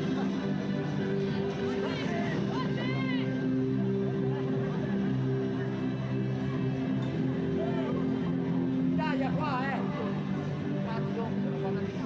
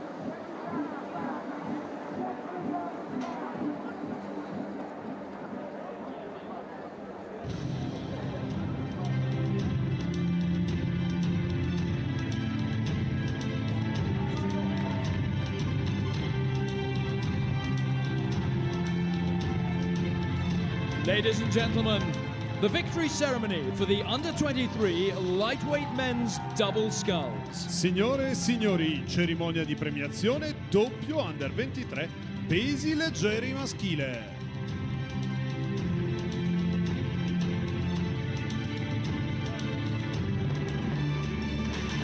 Winners of the bronze medal. Vincitori della medaglia di bronzo. France. France, represented by Francia, rappresentata da Pierrick Verger.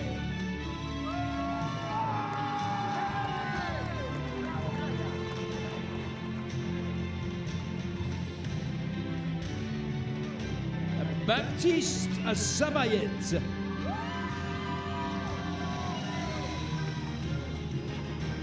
Winners of the silver medal. vincitori della medaglia d'argento. Ireland.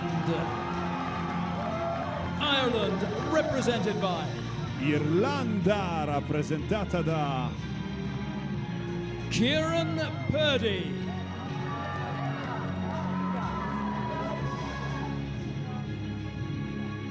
Hugh Moore.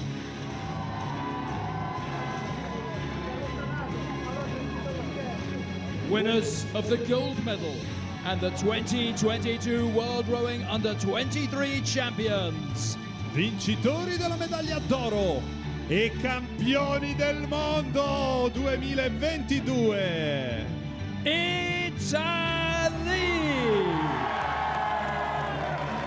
Italy represented by Italia, rappresentata da Giulio Acernese, Giovanni Borgonovo. Ladies and gentlemen, the national anthem of Italy. Signore e signori, l'inno nazionale italiano.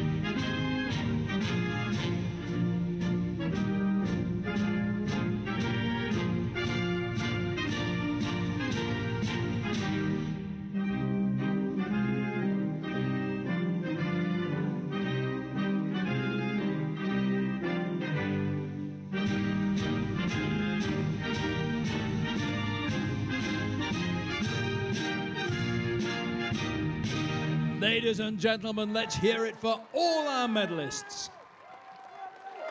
Applaudiamo, applaudiamo ancora i nostri medagliati.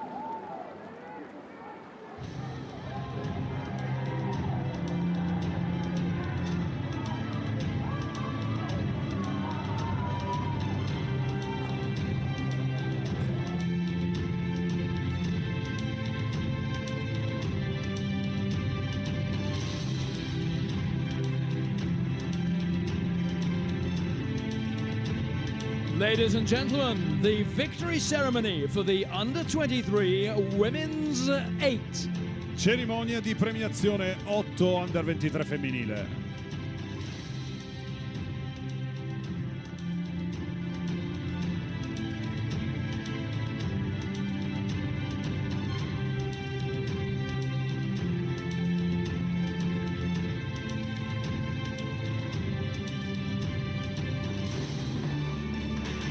Winners of the bronze medal. Vincitori della medaglia di bronzo. Germany! Germany represented by Germania rappresentata da Tori Schwerin, Paula Gerunt, Emilia Fritz,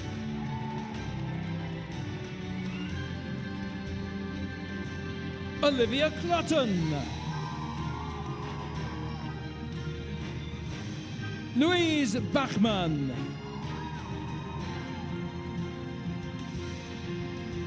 Micah Butcher,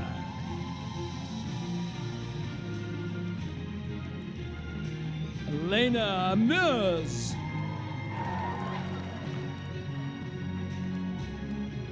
Annie Kurtitz, Annalena Fish,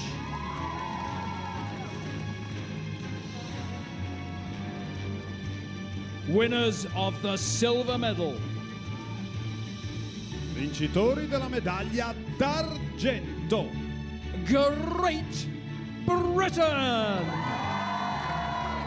Great Britain represented by Gran Bretagna rappresentata da Abigail Top, Phoebe Snowden, Hannah Medcoff, Natasha Morris,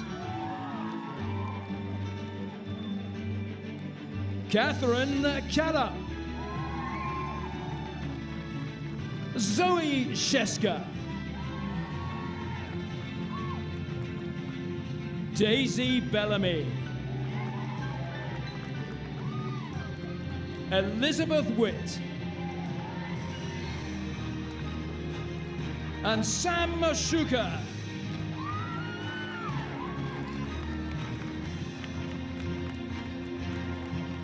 Winners of the gold medal and the 2022 World Rowing Under-23 Champions.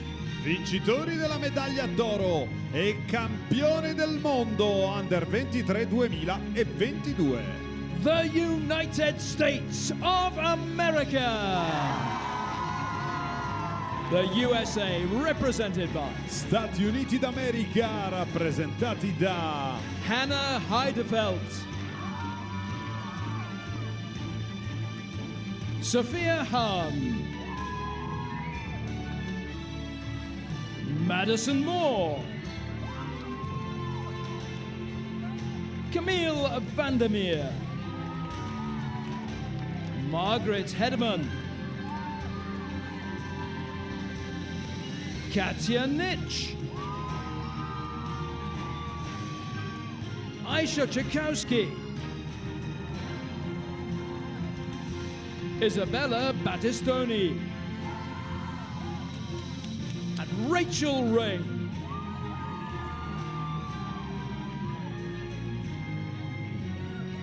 Ladies and gentlemen, the national anthem of the United States of America. Signore e signori, l'inno nazionale degli Stati Uniti d'America.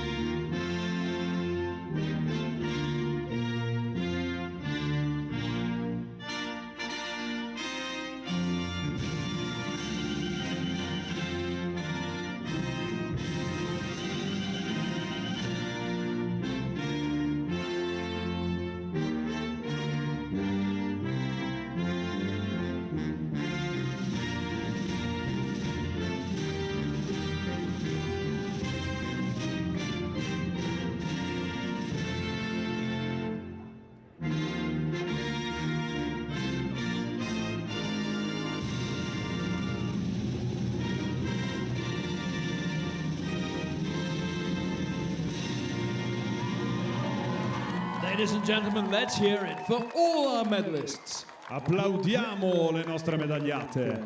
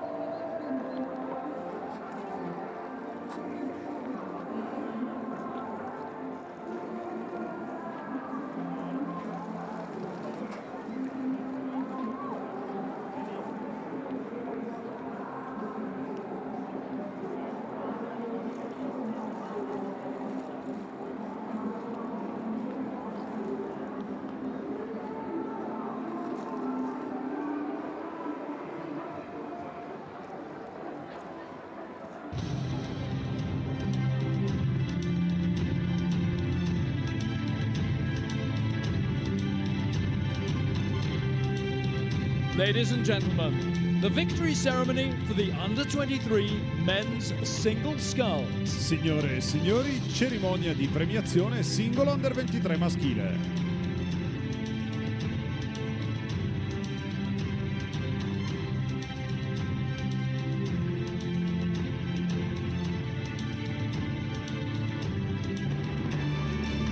Winner of the bronze medal, representing Bulgaria. Vincitore della medaglia di bronzo dalla Bulgaria, Emil Nekov.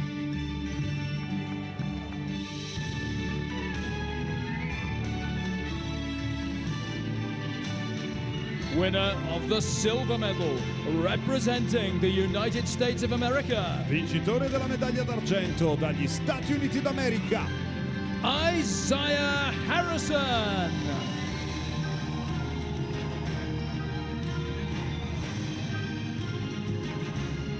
Winner of the gold medal and the 2022 World Rowing Under-23 champion, representing Germany. Vincitore della medaglia d'oro e campione del mondo Under 23 2022 dalla Germania, Jonas Gelsen.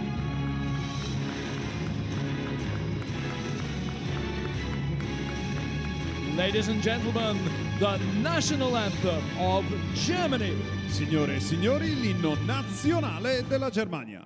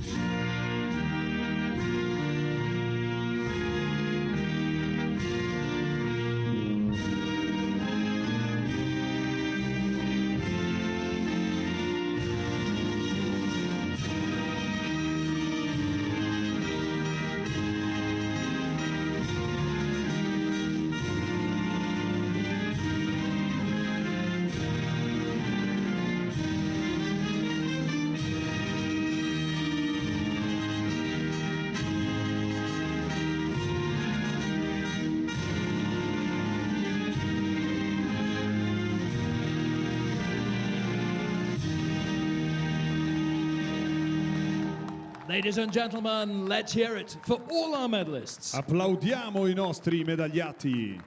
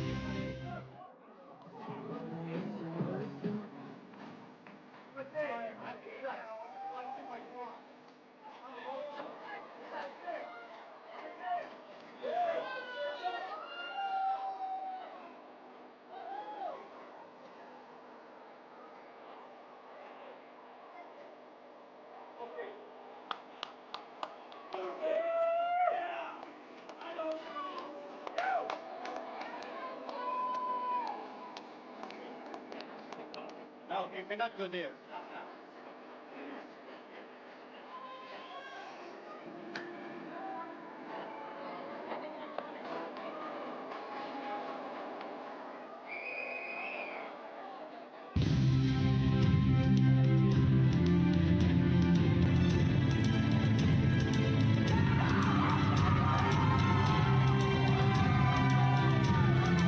Ladies and gentlemen, the victory ceremony for the under-23 women's single sculls. Signore e signori, cerimonia di premiazione singolo under 23 femminile.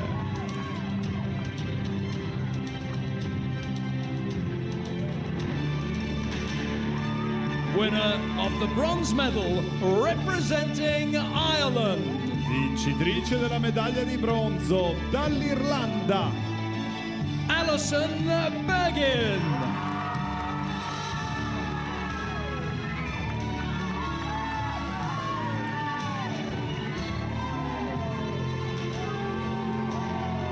Winner of the silver medal representing Switzerland. vincitore della medaglia d'argento dalla Svizzera, Aurelia Maxima Janssen.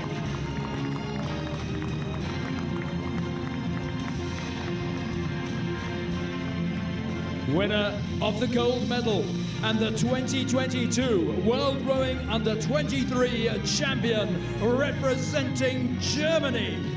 vincitore della medaglia d'oro e campionessa del mondo Under 23 2022 dalla Germania, Alexandra Förster.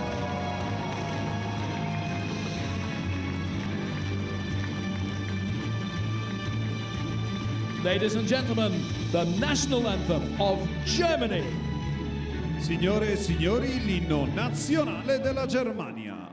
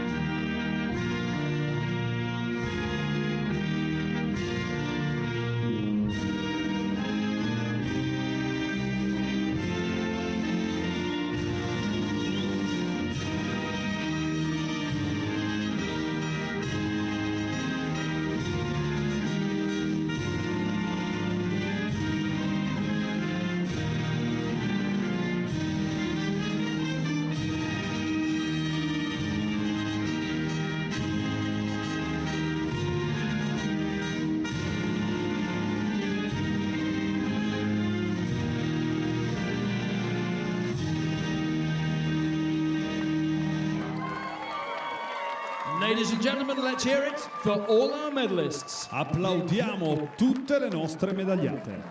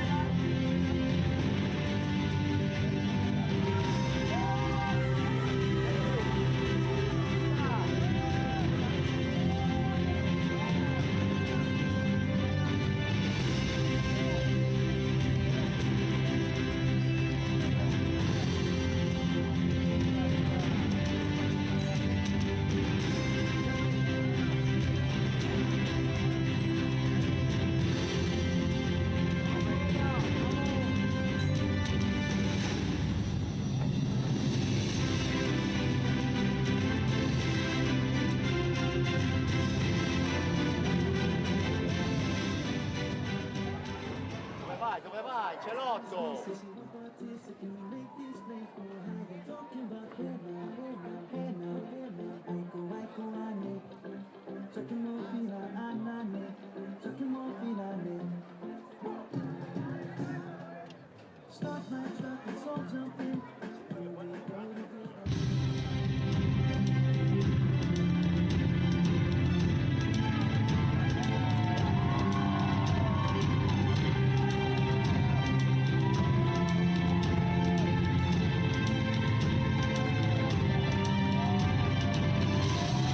Ladies and gentlemen, our final victory ceremony is for the under-23 men's 8. Signore e signori, cerimonia di premiazione, l'ultima di giornata, 8 maschile under 23.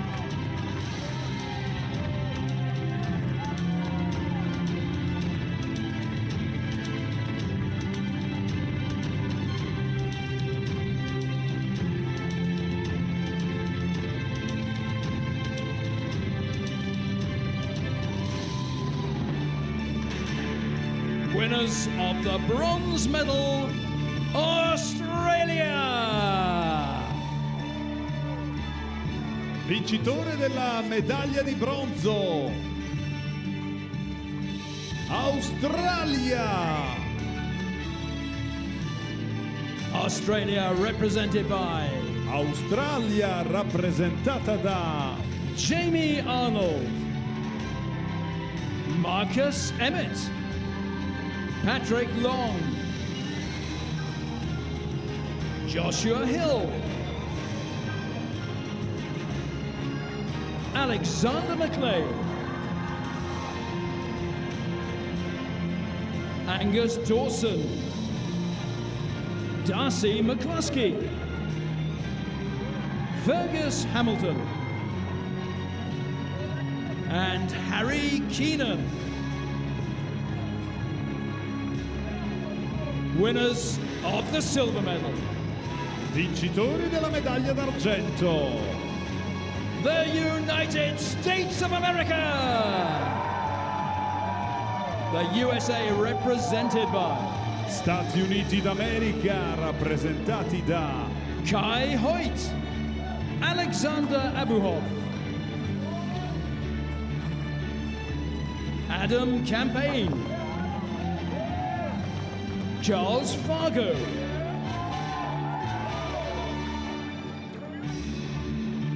Miles Hudgens, Jacob Hudgens, James Wright,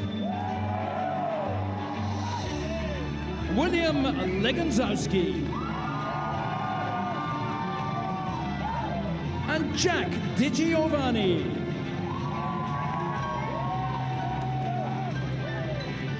Winners of the gold medal and the 2022 World Rowing Under-23 Champions. Vincitori della medaglia d'oro e campioni del mondo Under 23 2022. Great Britain! Great Britain represented by Gran Bretagna rappresentata da Isaac Workman,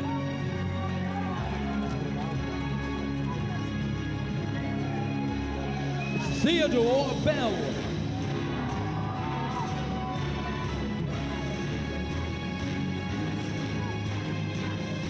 Jack Breyer, Matthew Hayward,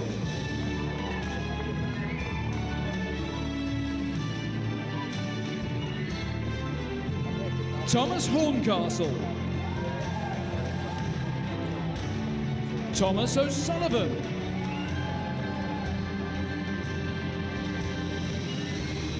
Jake Wincombe,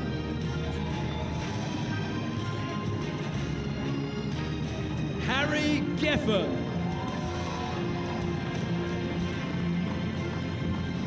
and Scott Cockle.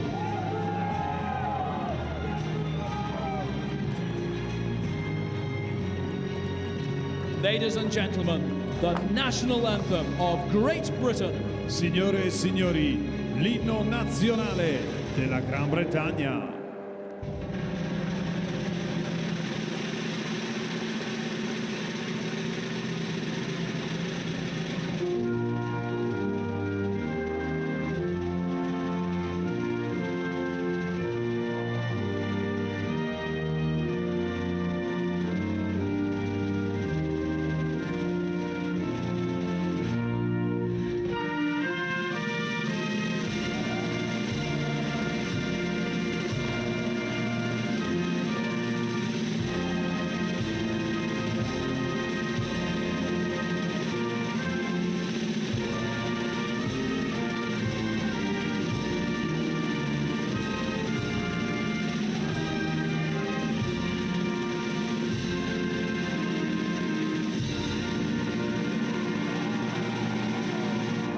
Ladies and gentlemen, let's hear it for all our medalists. Applaudiamo tutti i nostri medagliati.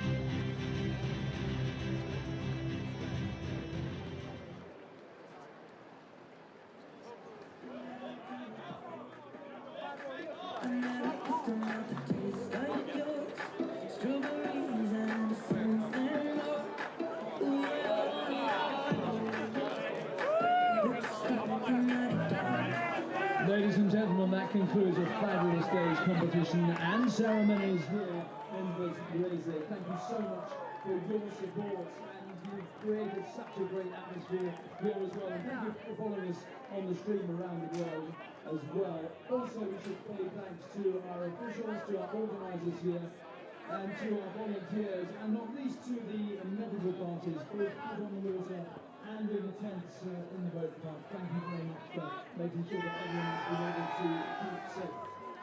So plenty of thanks all around today, yet again, and it's been a tremendous. Siamo arrivati al termine di un'altra giornata magica, la sesta di questo campionato del mondo. Andrea, facciamo è un momento di ringraziamento, grazie al primo più forte, la tifoseria azzurra, siete stati straordinari, agli atleti, alle famiglie e poi a tutti i volontari che si stanno veramente alternando da oltre 10 giorni per regalare al mondo un ricordo indelebile di Varese e di questo campionato del mondo. Davvero dal profondo del cuore a tutti i volontari un grazie personale e collettivo.